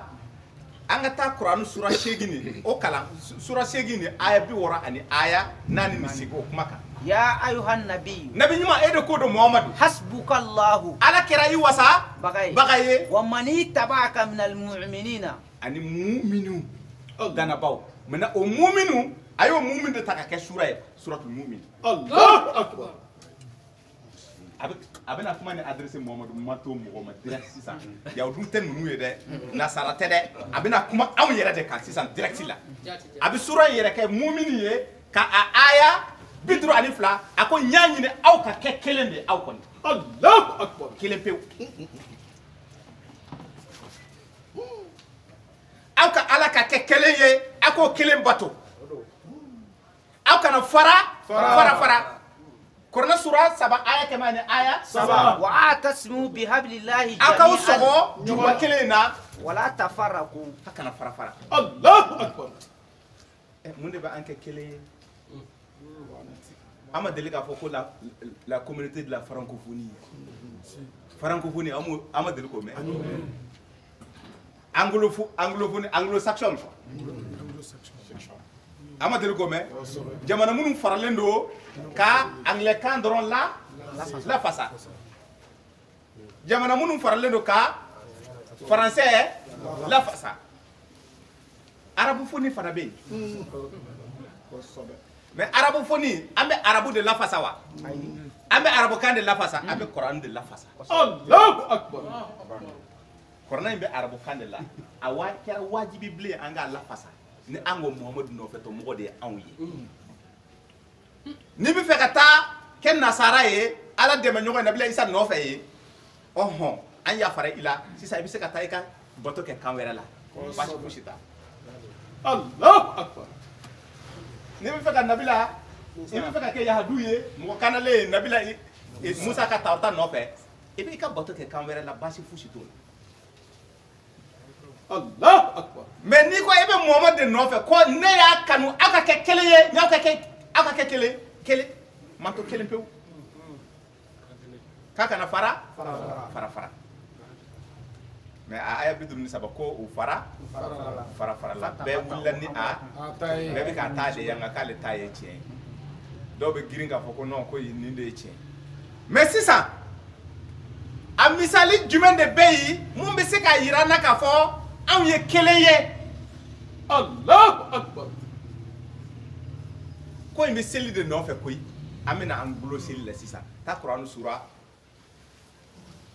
29 ta i b'a aya 40 ani aya 5 ta utlu ma uhiya ilayka min alkitabi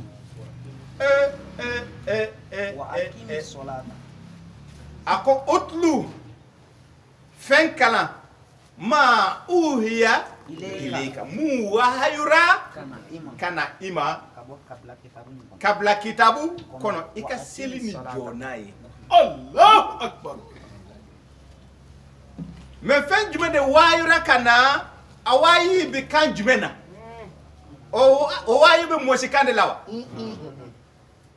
o wayi bɛ bamanankan de la wa o wayi bɛ wɔlɔfɔkan de la wa o wayi bɛ jumɛn de la inna anzalnahu qur'anan arabiyyan Quran sura 12 aya 2 Allahu akbar. ko arabukan de don kan ye a wahira kana arabukan de la ki i ko o kalan quoi wa a kalani ɲa nɔgɔya quoi Allahu akbar. laqad yassarna qur'ana lizikri ɲa nɔgɔya quoi fa hal min mudakkirin suratul qamari tina gɛlɛya fana dɛ Quran sura 54 aya 17 aya 22 aya 32 aya 40 ne Allah ye Quran nɔgɔya nka laɲini ye jumɛn aw ye kelen de ye quoi wa aw ka to kelenya la n'aw bɛ seli wayi mun nana ka bila kitabu kɔnɔ a bɛ o wahayu a b'a kalan a kalan cogo la ten a ka seli waliya n'a ye o kalan nin ma jigi faransɛ la o kalan nin ma jigi anglais la o kalan nin ma jigi ngo la o kalan nin jiginna kan dɔ de la a y'a ɲini k'an ka tugu cɛ mun kɔ ni an bɛ ale ka manto de nɔfɛ ni u wele ko mumin an ka tugu ko ka kɛ kelen ye quoi n'an sɔgɔla la an bɛ kɛ kelen ye a ko n bɛna 7 di aw ma walaqad ataynaka sab'an minal wal qur'anul azim Quran sura 12 ay bi segene aya 7 Allahu akbar. 7 filɛ nin ye mun bɛ taa ni ka segin kɛ i ka filaw kɔnɔna na ani Qur'anu ba o 7 nin ye jumɛn ye o 7 nin ye suratul fatiha ye Allahu akbar. ni ye suratul fatiha jate 7 de wa ale bɛ taa ni ka segin kɛ an ka filaw kɔnɔna na o 7 nin a jiginna arabukan de la a bɛ arabukan de la e bɛ se ka a fɔ ko e ka faamuyali le e bɛ se ka o kalan e bɛ se ka o fɔ a ladege bamanankan na walima anglais na walima tubabukan na mais a k'i ma ko utlu ma uhiya ilayka minal kitabi wa aki mun wayura o wayu ye arabukan de manto ni ɲa ɲini a ka kɛ kelen ye quoi Muhamadu nɔfɛ kelen kitabu mun dira ma bato kama aw ko o kalan quoi Allahu akbar. kitabu mun dira Muhamadu ma bato ni kama aw ka o kalan cogo la wa a kalani ɲa nɔgɔya quoi ni ne kan ka taa jɔ chinois kɛ kɔfɛ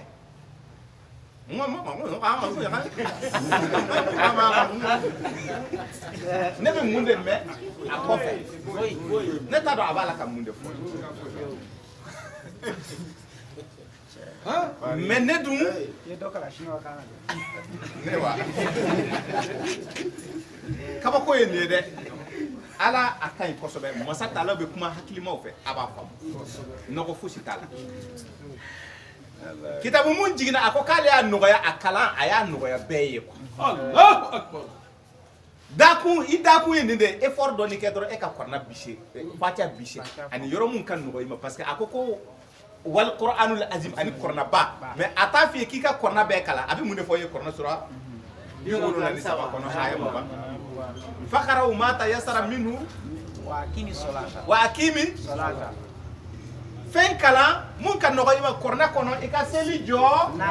jɔ n'a ye yasin yasin o de ka nɔgɔ i ma a banna taha o de ka nɔgɔ i ma a banna Allahu Akbar.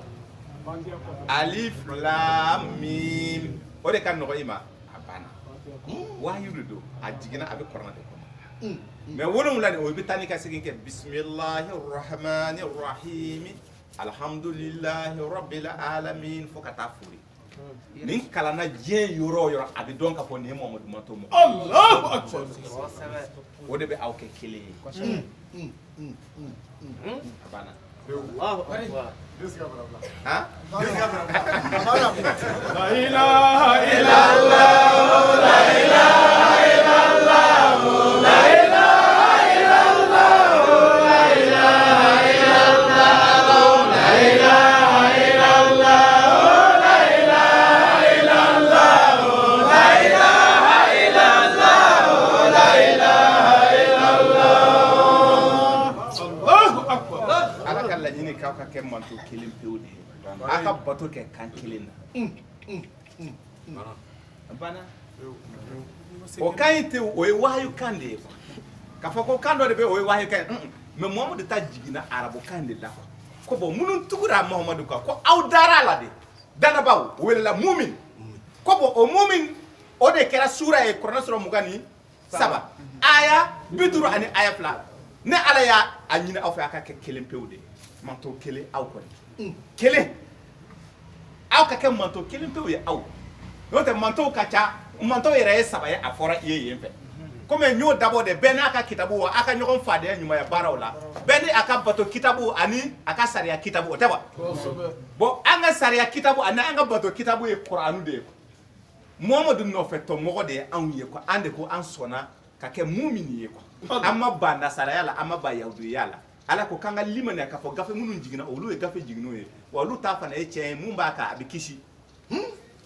maintenant aw ka kɛ kelen ye o kelen de ye jumɛn ye ko utlu ma uhiya ilayka minal kitabi mun wahayura wahyu mun nana o wahyu wa uhiya ilayya hazal qur'an o kuranɛ ye jumɛn ye o kuranɛ ye arabu kan inna anzalnahu qur'anan arabiyyan Allahu Akbar. an bɛ an welemada kɛ 75-18. an ka ngo karamɔgɔw ye sura 12 verset 2 o ka faamuyali mun k'a fɔ ko i b'a lagosi i tɛ se k'a lagosi dɛ a man kan tɛ k'a lagosi aw bɛ sigi ni dalilu kumaw ye ka ɲɔgɔn sɛnsɛn walasa ka ɲɔgɔn faamu Kosɛbɛ. ngo karamɔgɔ nin n'a bilara ka taa Chine a ka seli alimamu mun bɛ Chine ni a kan Chinois kan ka Chinois kan fɔ a tɛ fɛn faamu o la dɛ A tɛ foyi faamu. najo a ka taa an fɛ Dɔgɔnɔw fɛ yen. tiɲɛ de don dialecte caman yɛrɛ de bɛ dɔgɔnɔw fɛ hali dɔgɔnɔw fɛ yen kan dialecte a bɛ wele ko voilà dialecte kan façon mugan kan suguya kan suguya 100 ɲɔgɔnna bɛ se ka sɔrɔ yen ali kana se k'o kuma na dɛ awɔ i bɛ bɔ dugu dɔ la ka taa dugu dɔ la i t'u ka kan mɛn bon n'u kan ka ala seli fana kalan ka taa sujudu bin ni o kan ye o a bɛ mun fɔ la e b'a faamu wa e t'a faamu mais a ko wahyu mun jiginna a ye nin mɛn dɛ wahyu mun jiginna kuranɛ kɔnɔna na ka kɛ Qur'an yɛrɛ kɔnɔ ni dan'o ma hali ni t'a kan mɛn ko nɛɛma de don i ma. Allahu akbar. wa iza quri'a al-Qur'anu fastami'u lahu wa ansitu la'allakum turhamun. abana kana Fatiha yɛrɛ kɔrɔ faamu sa. Fatiha kalankan n'i y'a mɛn n'i daje ko nɛɛma b'i ye quoi ne Ala ye office ma ciya kɛ. Allahu akbar.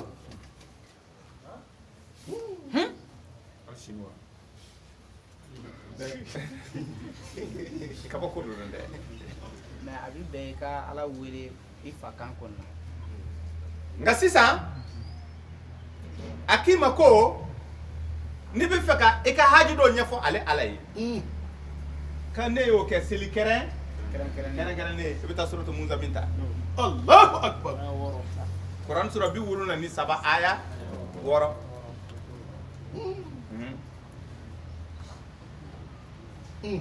Inna nashi'ata al-layli hiya ashaddu wat'an wa aqwamu qilan. Kuma tɛ nin ye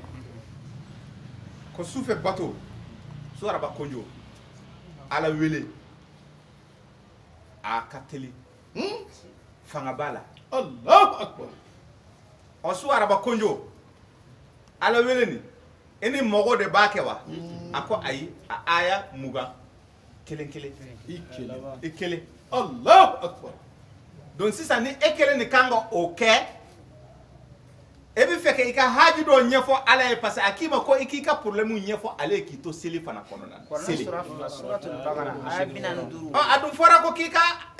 wayu kalan seli ni kɔnɔna na. 153. A fɔra ko k'i bɛ se ka Ala wele i ka hajiw la o seli kelen kɔnɔ Kuranɛ sura 2 aya 40 ani aya 5 aya 153. E b'o kɛ cogo di o la? E dun tɛ arabukan nin mɛn. Wayu problème bɛɛ tɛ na wayu sira fɛ dɛ. N ye jeton dɔ ta Uzazi Konate fɛ o don ko 5000. Ne k'i ma ko yanni nin don cɛ n b'a sara o y'a dɔn o tɛ wayu kuma ye dɛ. Bon wagati bɛ ka surunya wari ma sɔrɔ ne bɛ fɛ ka Ala wele Ala ka ko nɔgɔya n ye. Est ce que ne kan ka taa arabukan de kalan ka na o fɔ arabukan na. O tɛ wayu ye hali n'i ye arabukan kalan o tɛ wayu ye. Wayu dɔnnen don. Wayu aya bɛɛ dɔnnen don. Donc sisan ne bɛna kuma mun fɔ o tɛ wayu ye. Ala dun ko n ka problème ɲɛfɔ o yɔrɔ la a ko arabukan t'o ye dɛ ko taa ko ne Ala wele i fa kan na. Kuranɛ sura 2 aya 100. Allahu akbar. Donc a dun ko sufɛ Ala deli ka teli donc sufɛ ta in kɔnɔ i ni mɔgɔw tɛ bilen o. I bɛ nafila jɔ Ala ye jɔ 2 i bɛ jɔ fɔlɔ i bɛ ka Fatiha kalan i bɛ dɔ da Fatiha kan yɔrɔ mun ka nɔgɔ i ma Kuranu na. Filanan i b'a kɛ ten n'i tilara sisan i jɔlen i bɛ kuma yira. I bɛ don torika la. N tigi Ala ko nin gɛlɛyara parce que o don ne tun ye layidu k'a ye ko yanni nin wagati cɛ n ko bɛ ko nin ɲɛɲini mais n taara kɔrɔn a ma ɲɛnabɔ n taara tile bin a ma ɲɛnabɔ n taara bani a ma ɲɛnabɔ baba a ma ɲɛnabɔ nka Ala e ko fɛn caman bɛ e bolo sɔrɔ caman ko e ko k'e mago t'a la o dun ye tiɲɛ ye ko e ko an de ye mɔgɔw ye minnu mago bɛ jɔ sɔrɔ la. A ka gɛlɛn ne ma bi dɛ o ne dun bɛ Konate dɔn Konate a ka ne lebu ani ka ji na Ala ne t'a fɛ ka lebu dɛ wari nin bi yɔrɔ o yɔrɔ i bɛ sababu tigɛ yɔrɔ o yɔrɔ sabu sanfɛ sɔrɔ y'i ta ye dugujukɔrɔ sɔrɔ y'i ta ye. Allahu akbar. Nujuru minɛ quoi ka taa n bɔ dɔ kan mun bɛ se ka ne sɔn quoi walima sababu dɔ di ne ma quoi ne bɛ se ka wari nin sɔrɔ k'a sara ye cogo n'o tɛ a ko bɛ kɛ malo ye dɛ. Allahu akbar. I tɛ nin fɔ arabukan na i bɛ nin fɔ todukan de la Ala tɛ ko tɛ Kuranɛ sura 2 ko i b'i fakɛ wele cogo min na i b'i fakɛ wele ni kan mun i ka ale Ala wele ni o ye quoi. Allahu akbar.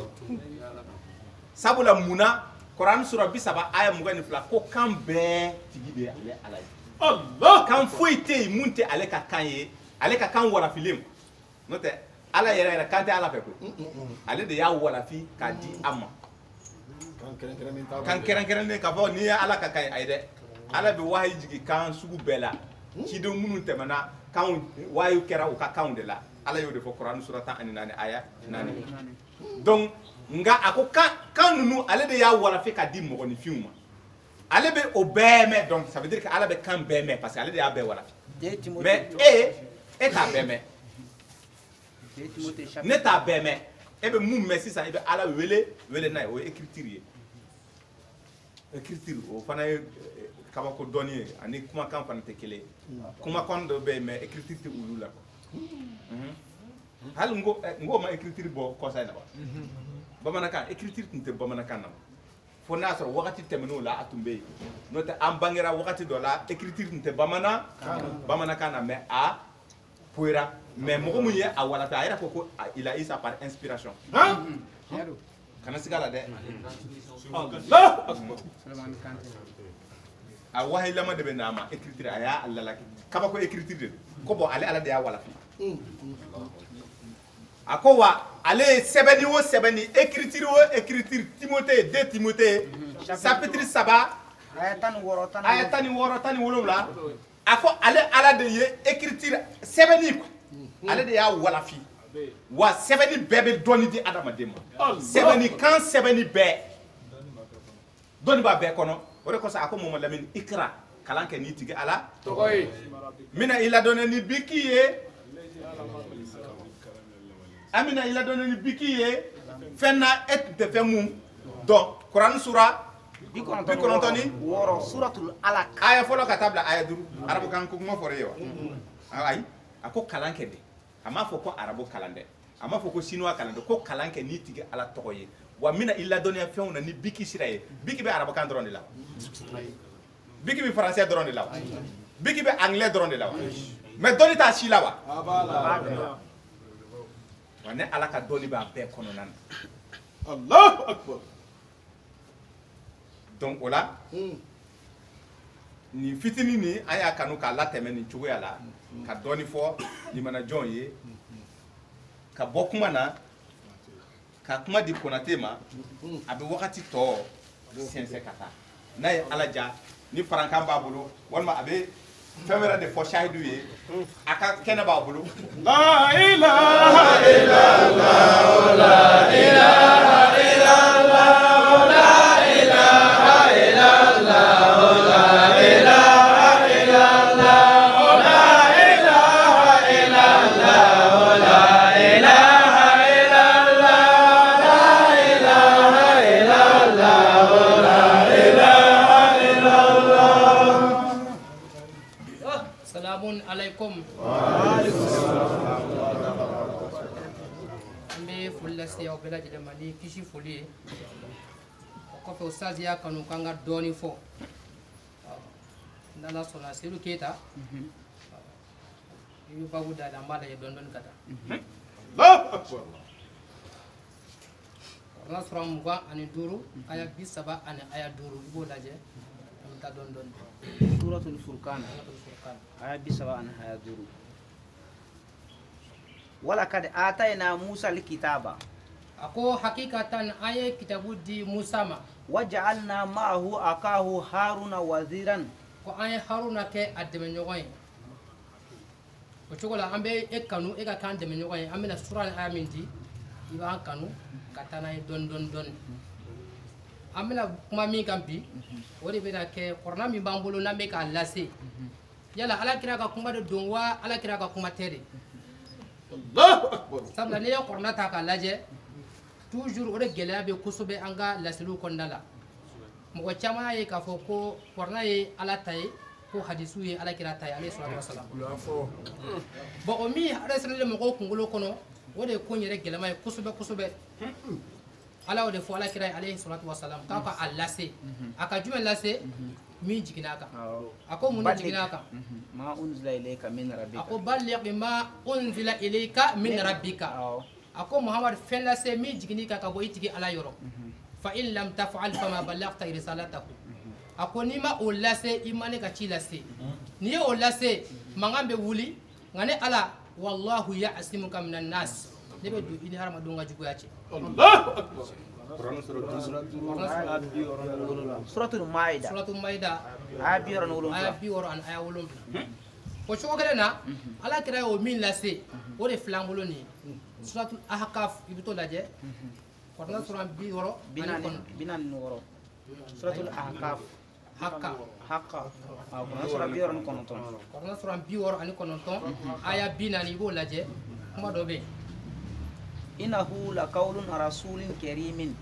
a ko innahu k'i k'a dɔn ko nin min filɛ nin ye la qawlu rasulin karimin ko nin ye ciden bonyalen ka kuma de Allahu akbar. ciden ye jɔn ye kɔrɔna sura 48 aya 20 ani aya 9 muhammadun suratul rasulullah fatih suratul fatih a ko muhammadun rasulullahi ko muhammadu de ye ala ka ciden ye ko innahu kɔrɔna sura 69 aya 40 k'i k'a dɔn laqawlun rasulin karimin ko nin ye ciden bonyalen ka kuma de ciden kɔni dɔnna o ye min ye o tɛ muhamadu ye wa Kosɛbɛ. ko an k'a dɔn ko nin de ye muhamadu ka kuma ye Allahu akbar. aya 40 kelen a bɛ mun fɔ ye wa ma huwa biqawli sha'irin qalilan ma tu'minuna a ko nin ma kɛ ciden bonyalen ka kuma k'a ma kɛ dɔnkilidala ka kuma ye dɛ a ko cogo di tuguni wala biqawli kahinin i ye min kalan dinani kelen binani kele wa ma huwa biqawli sha'irin qalilan ma tu'minuna ɔ ko nin ma kɛ dɔnkilidala ka kuma ye kalilan ma tu'minuna ko mɛ a ka dɔgɔ mɔgɔ min bɛna sɔn o ma ka da la k'a fɔ ko nin de alakira ka kuma ye dɔnkilidala ka kuma tɛ ko mɔgɔ fitinin de bɛna sɔn o ma dɛ Allahu akbar. mɔgɔ caman tɛna da la k'a fɔ ko kɔrɔna ye alakira ka kuma ye toujours a bɛ mɔgɔ wɛrɛ de kunna mɔgɔ caman de kunna ko alakira ka kuma yɛrɛ bɛ yen min tɛ kuranna yɛrɛ ye wala o de tɛ ok aya 40 wala biqawli kahinin qalilan ma tazakkaruna ayiwa ko nin fana tɛ mɔgɔ min bɛ kuma a yɛrɛ ma ten k'a fɔ k'a ye fɛn dɔ de miiri a yɛrɛ hakili la k'a fɔ ten ko nin t'o ka kuma yɛrɛ n'o ye mɔgɔ min bɛ kuma u yɛrɛ ma ten tɔ filɛlikɛlaw ko mɛ ko kalilan ma tazakkaruna mɔgɔ min bɛna réfléchir k'a fɔ ko nin ye tiɲɛ de ye ka k'a ko suma ko o mɔgɔ man ca dɛ n'an ka miiri k'a fɔ jaja ala kira ka kuma danna nin de ma k'o de mɔgɔ man ca toujours a bɛ mɔgɔ caman de hakili la ko kira ka kuma wɛrɛ bɛ yen ko a ti o la wa a ti o rasul ko i ka tugu ala kɔ ko ala ta ye kuranna ye ko ala kira ta ye hadisa ye alors que a ti o laha a ye tugu ala kɔ wa a ti o rasul a n'a ka tugu ciden kɔ kuranna ma fɔ ye hadisa ma fɔ ye Allahu akbar. suratul nisa ye aya 50 aya 9 aya binani ani aya 7 tanzilun min rabbil alamina a ko kuma in dɛ ciden ka kuma in k'a jiginna ka bɔ de min rabbil alamina diɲɛw daba ma de yɔrɔ Allahu akbar. n'i ma fili kɔrɔfɔ kɔni faamuyali ka wala famara kuma nin ciden ka kuma ye nin ye mɛ kuma in ko kunna kuma tɛ kuma in dɔnkilidala ka kuma tɛ kuma in bɔra min k'a bɔra diɲɛw daba ma de yɔrɔ a ma fɔ ten Kosɛbɛ. walau takawwala alaina ba'da al akawili a ko n'a a kun ye dɔwɛrɛ fɔ k'a sɔrɔ nin tɛ la akazna minhu bil yamini ayiwa ko an tun b'a minɛ n'an kini bolo ye Allahu akbar. summa laqata'na minhu hulwatina a kɔfɛ k'an tun b'a kan fasa tigɛ ni ka bɔ a la Allahu akbar. fama minkum min ahadin anhu hajizina ayiwa ko mɔgɔ si kun tɛna se ka don an n'o cɛ dɛ mɔgɔ si kun tɛ se k'a bali ka bɔ an ka minɛli ma Allahu akbar. kira kɛra kira ye min fɔra a ye a y'o de lase mɛ ko mɔgɔ caman de tɛna da la k'a fɔ kira danna nin de ma a bɛ sogo kuma kelen ka sɔrɔ takbiri kɔnɔna la aya 10 ani aya 9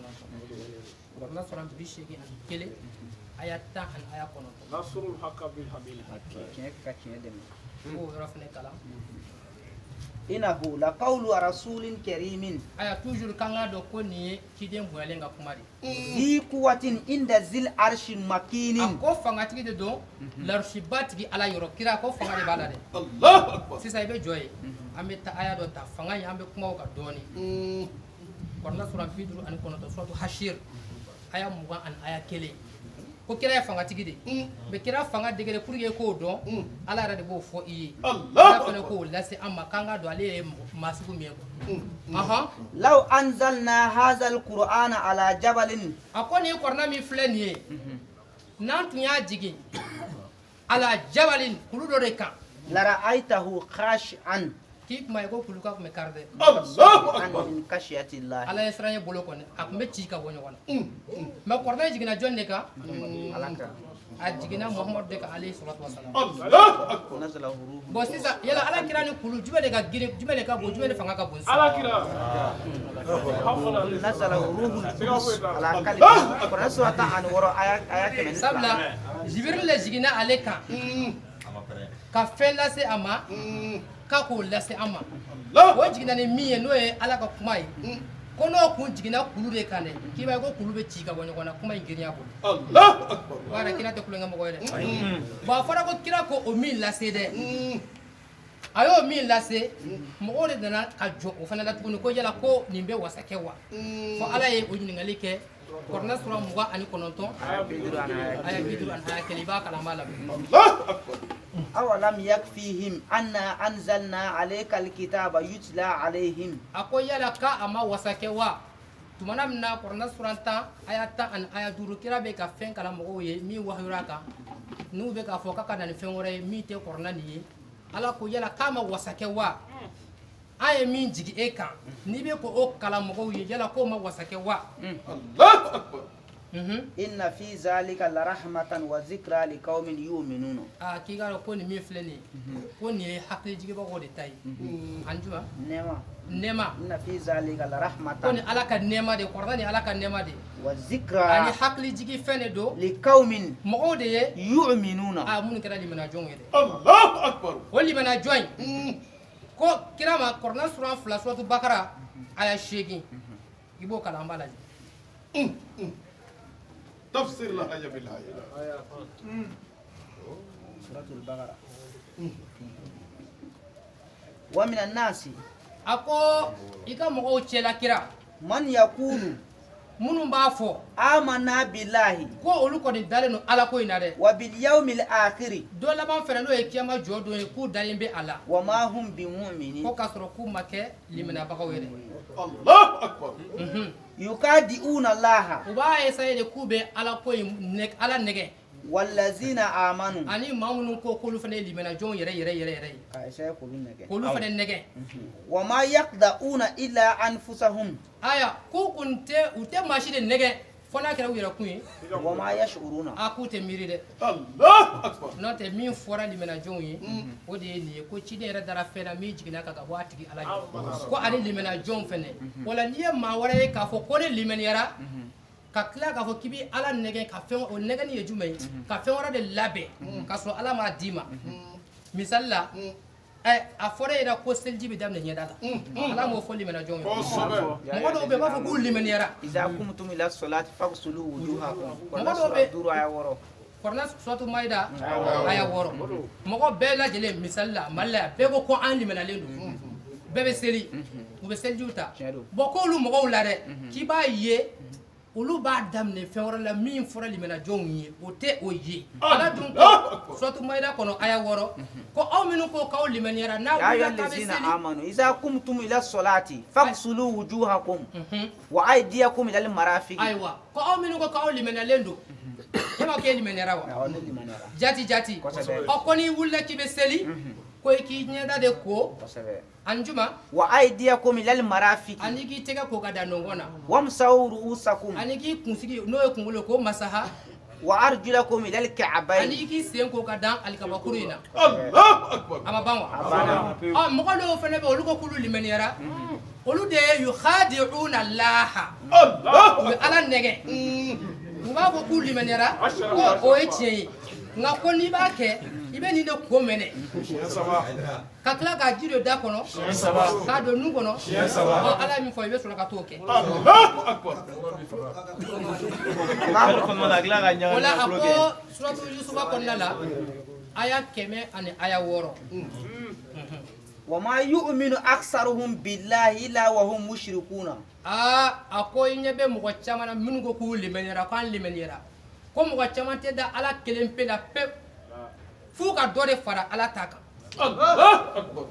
toujours u b'a fɔ k'u liminiyara de k'a sɔrɔ ala ko mana f'u ye o dɔ wɛrɛ fɛnɛ nati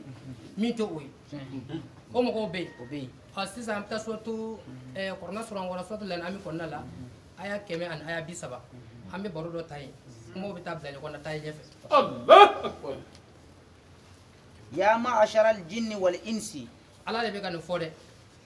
a ko don min na k'ale bɛ an bɛɛ fara ɲɔgɔn kan a bɛna ɲininkali de kɛ ya ma'ashara al-jinni wal insi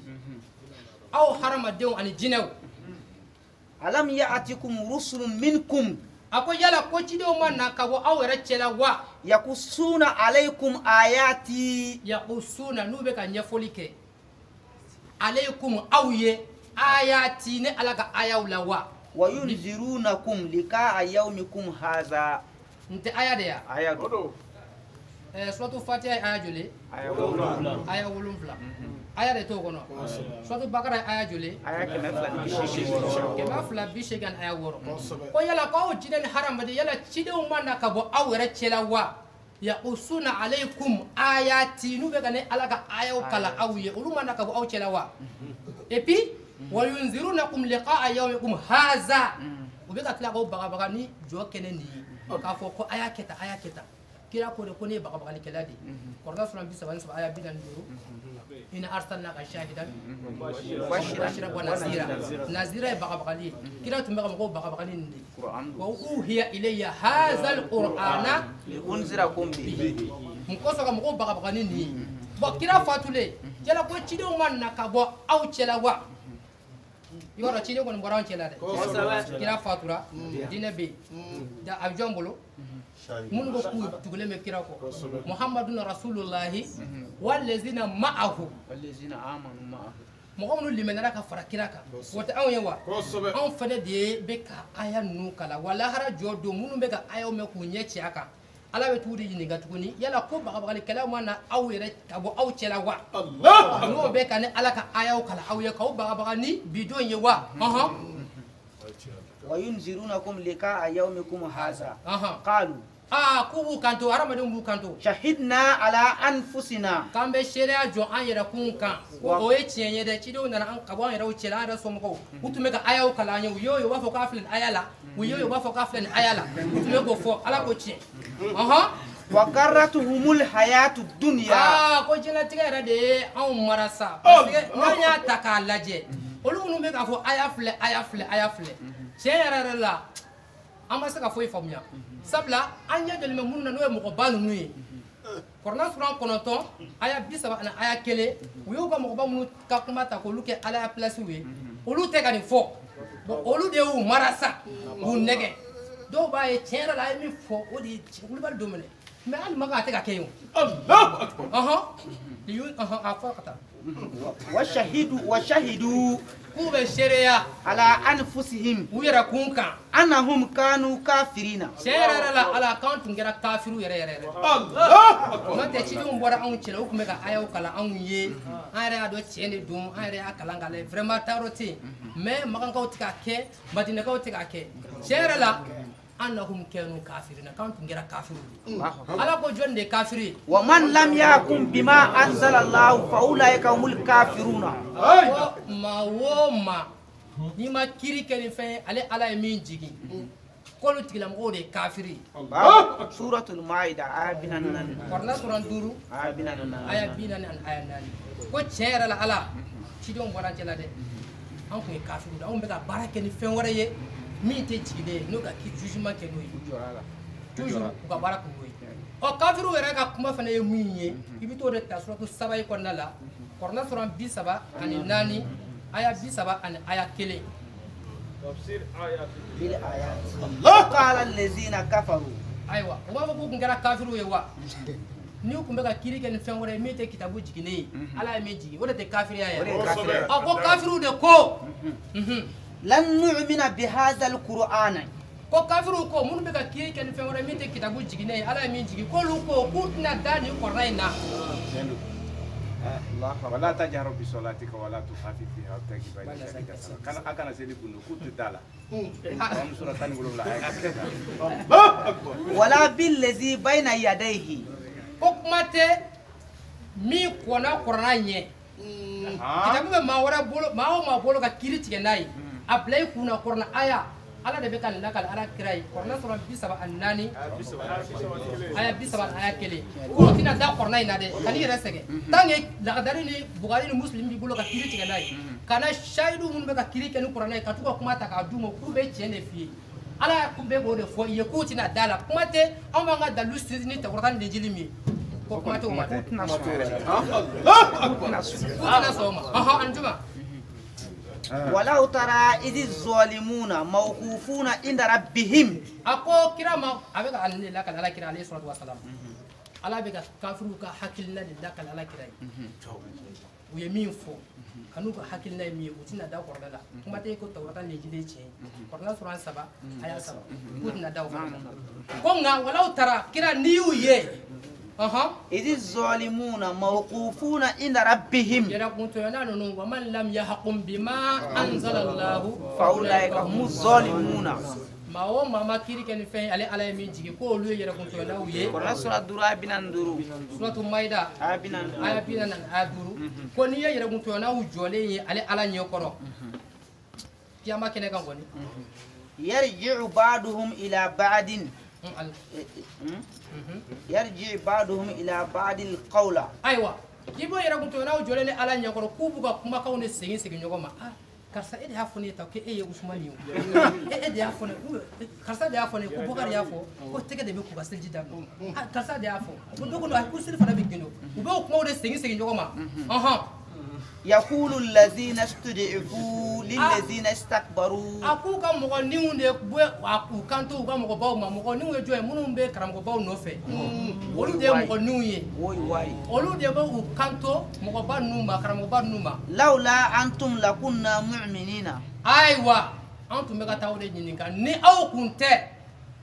quantum me da Quran lakunna juma lakunna mu'minina mɔgɔ ninnu de bɛ k'a fɔ mɔgɔbaw ye lahara jɔ kɛnɛ kan ala bɛ ka nin bɔrɔ bɔ ala kira ale salatu wasalam ko karamɔgɔba n'olu kun tɛ dɛ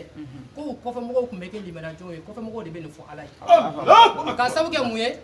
e wulila ka taa karamɔgɔ ɲininka ko karamɔgɔ tiɲɛna n nan'i ɲininka tileganfɛ seli ko in ne ma foyi faamuya la sisan dɔw bɛ k'a fɔ tileganfɛ seli fana u b'a fɔ kɛnɛ ma masalan seli fana u bɛ seli fana kalan kɛnɛ ma u b'a kalan k'a bange Lazara fana ko kalan k'o bange fitiri jago laban u b'a kalan k'a bange mais o ko bɛ cogo di karamɔgɔ bɛ sin k'a fɔ ko alhamdulilahi rabbil alamin a ko diinɛ n'i ko i b'a ta k'a sɔrɔ i b'a ta kira ta ma dɔrɔn k'i bɛ fili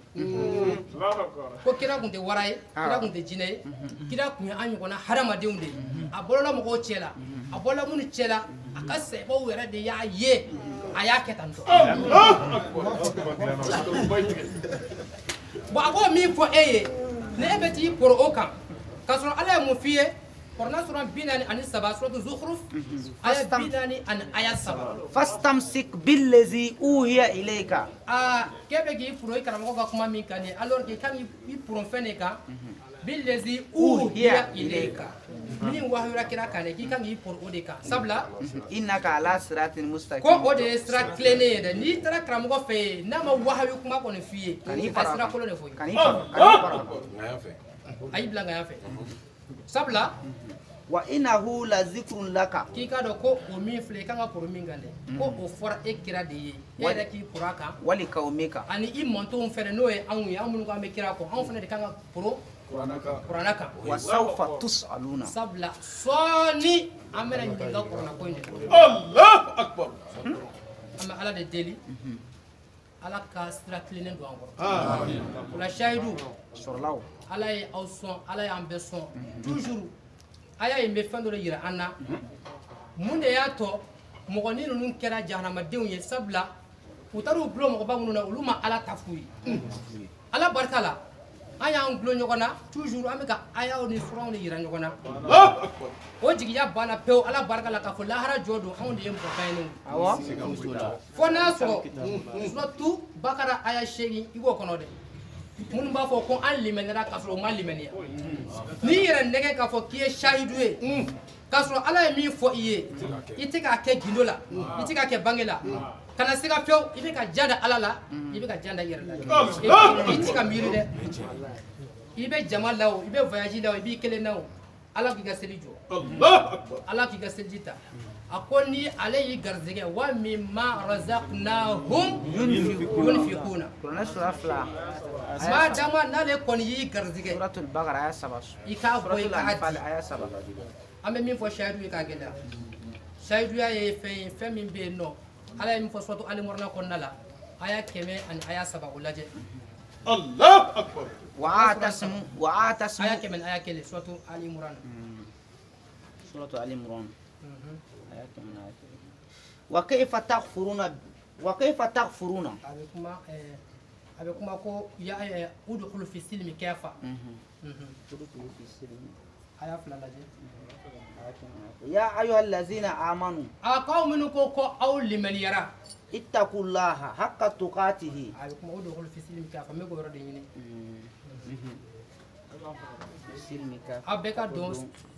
awa fambe don ala ko konnala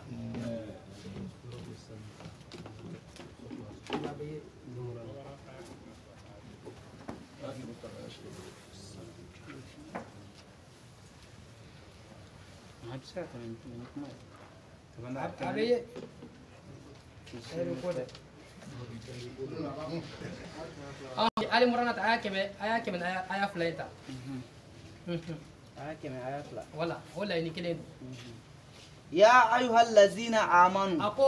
aw mun ko aw liman yara اتقوا الله ka kasra ala nyate حق تقاته ala israel hakika yere ولا تموتن إلا وأنتم مسلمون ko kana to saya ka usro few fo ka asro ay yere kulu bagawdi ntu men aya kele yere to ko Allah akbar. e ma fo ke liman joyewa ki kasra ala nya ala be kan de fo iye ki kasra ala nya ale mun fo iye ko lu koloshi i kana to saya ki ta few fo ka asro يركن كل yere kun kulu ala yede ala min fo iye ka so am Ah. ako yala afatu'minuna bi ba'd alkitab wa takfuruna وتكفرون bi ba'd ببعض سورة البقرة آية بشكل دلو korna suran fila aya bishegi an aya turu ko yala kabe son kitabu fan dola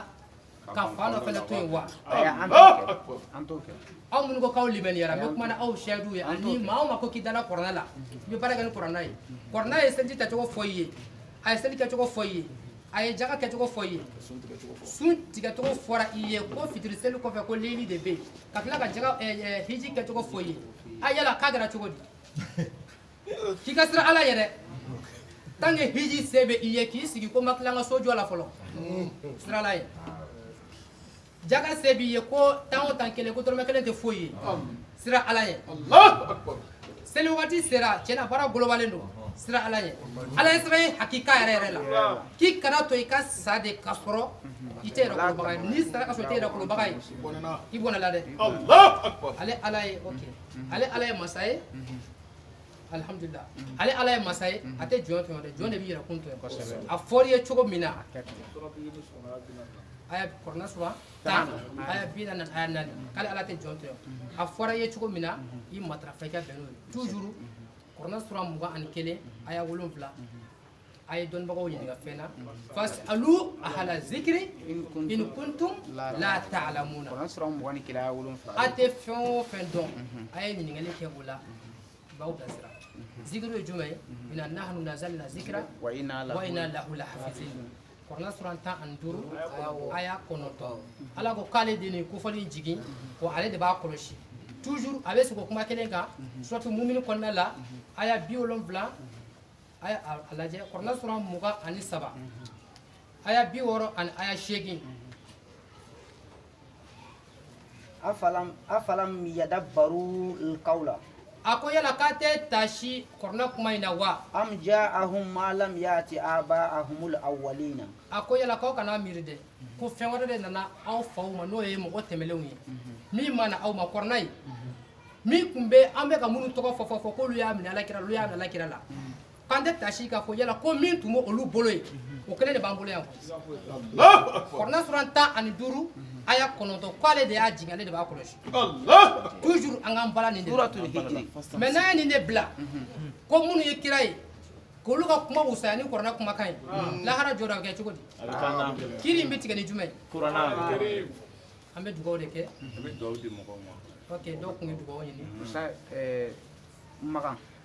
Magan ka furu don ko k'a lase bɛɛ lajɛlen ma ko Makan Sayidu awɔ maa yi Magan Maken awɔ a bɛ boisson tila yan nɔ quoi a kun tagara bɔ a ka cɛkɔrɔba ye quoi donc ko cɛkɔrɔba ko bi ka fisa kosɛbɛ kosɛbɛ ko a tagatɔ la Sayidu caman ye dɛmɛ kɛ k'a ma se k'a ka mɔgɔ tɔgɔ fɔ donc k'a bɛ Sayidu kelen kelenna bɛɛ lajɛlen fɔ k'a ɲuman taara k'a ɲuman nana donc ko aw bonya bɛ kuma la awɔ voilà a tɛmɛna bɛɛ ye Keyita ayi bon ko den dɔ bɛ yen nɔ den tɔgɔ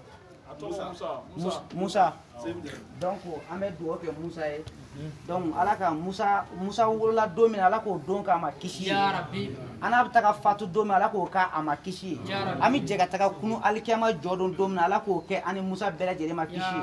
ka bɛn kuranɛ sura 19 aya 10 ani haya 5 kuranɛ sura 3 aya 30 ani haya 6 ala ka Musa n'a zuriya bɛɛ lajɛlen kisi k'a bɔ sayatini tɔɔrɔ ma ala ka garijɛgɛ ɲuman di ani Musa ma kuranɛ sura 2 suratul bakara aya 100 ani haya 1 diɲɛ ani lahara voilà Segu Keita Ɲamakɔrɔ den tɔgɔ Amadu Bintu cɛ donc an bɛ dugawu kɛ u bɛɛ lajɛlen Bintu ani Amadu donc ala k'u kɛ Sayidu ye Sayidu ni Sayidatu ye donc wolola don min na ala k'o k'u ma kisi ye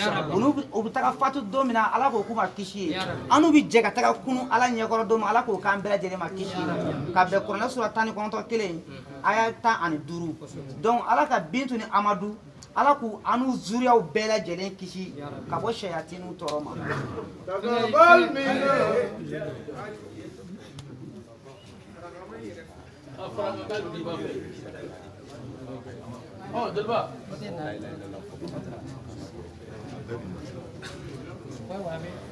Dr Cheikh Fanta Madi Keita donc n'a ale sigiyɔrɔ bɛnnen don Allemagne jamana ma donc a kun ye laɲini dɔ kɛ Sayidu ye ko ale fakɛ ma ka du filɛ nin ye Korofina juma nata ye ni Sayidu kun bɛ se ka taga kalima kɛ ka istighfaru guwan kosɛbɛ ka ɲɛsin a ka cɛkɔrɔba ma donc ko o kun ko b'a kɔnɔ kosɛbɛ kosɛbɛ ko k'o lase Sayidu bɛɛ lajɛlen ma. An ka numérologie tigi inchallah an ka numérologie tigi ale bɛ numérologie kɛ a sigiyɔrɔ bɛnnen don Allemagne jamana ma. Donc alu daw a ka musokɔrɔba fari man dala an bɛ dugawu kɛ masa min Ayuba kɛnɛya ala k'a n'a kɛnɛya. Farankan bɛ ne fɛ Sayidu assalamu alaikum.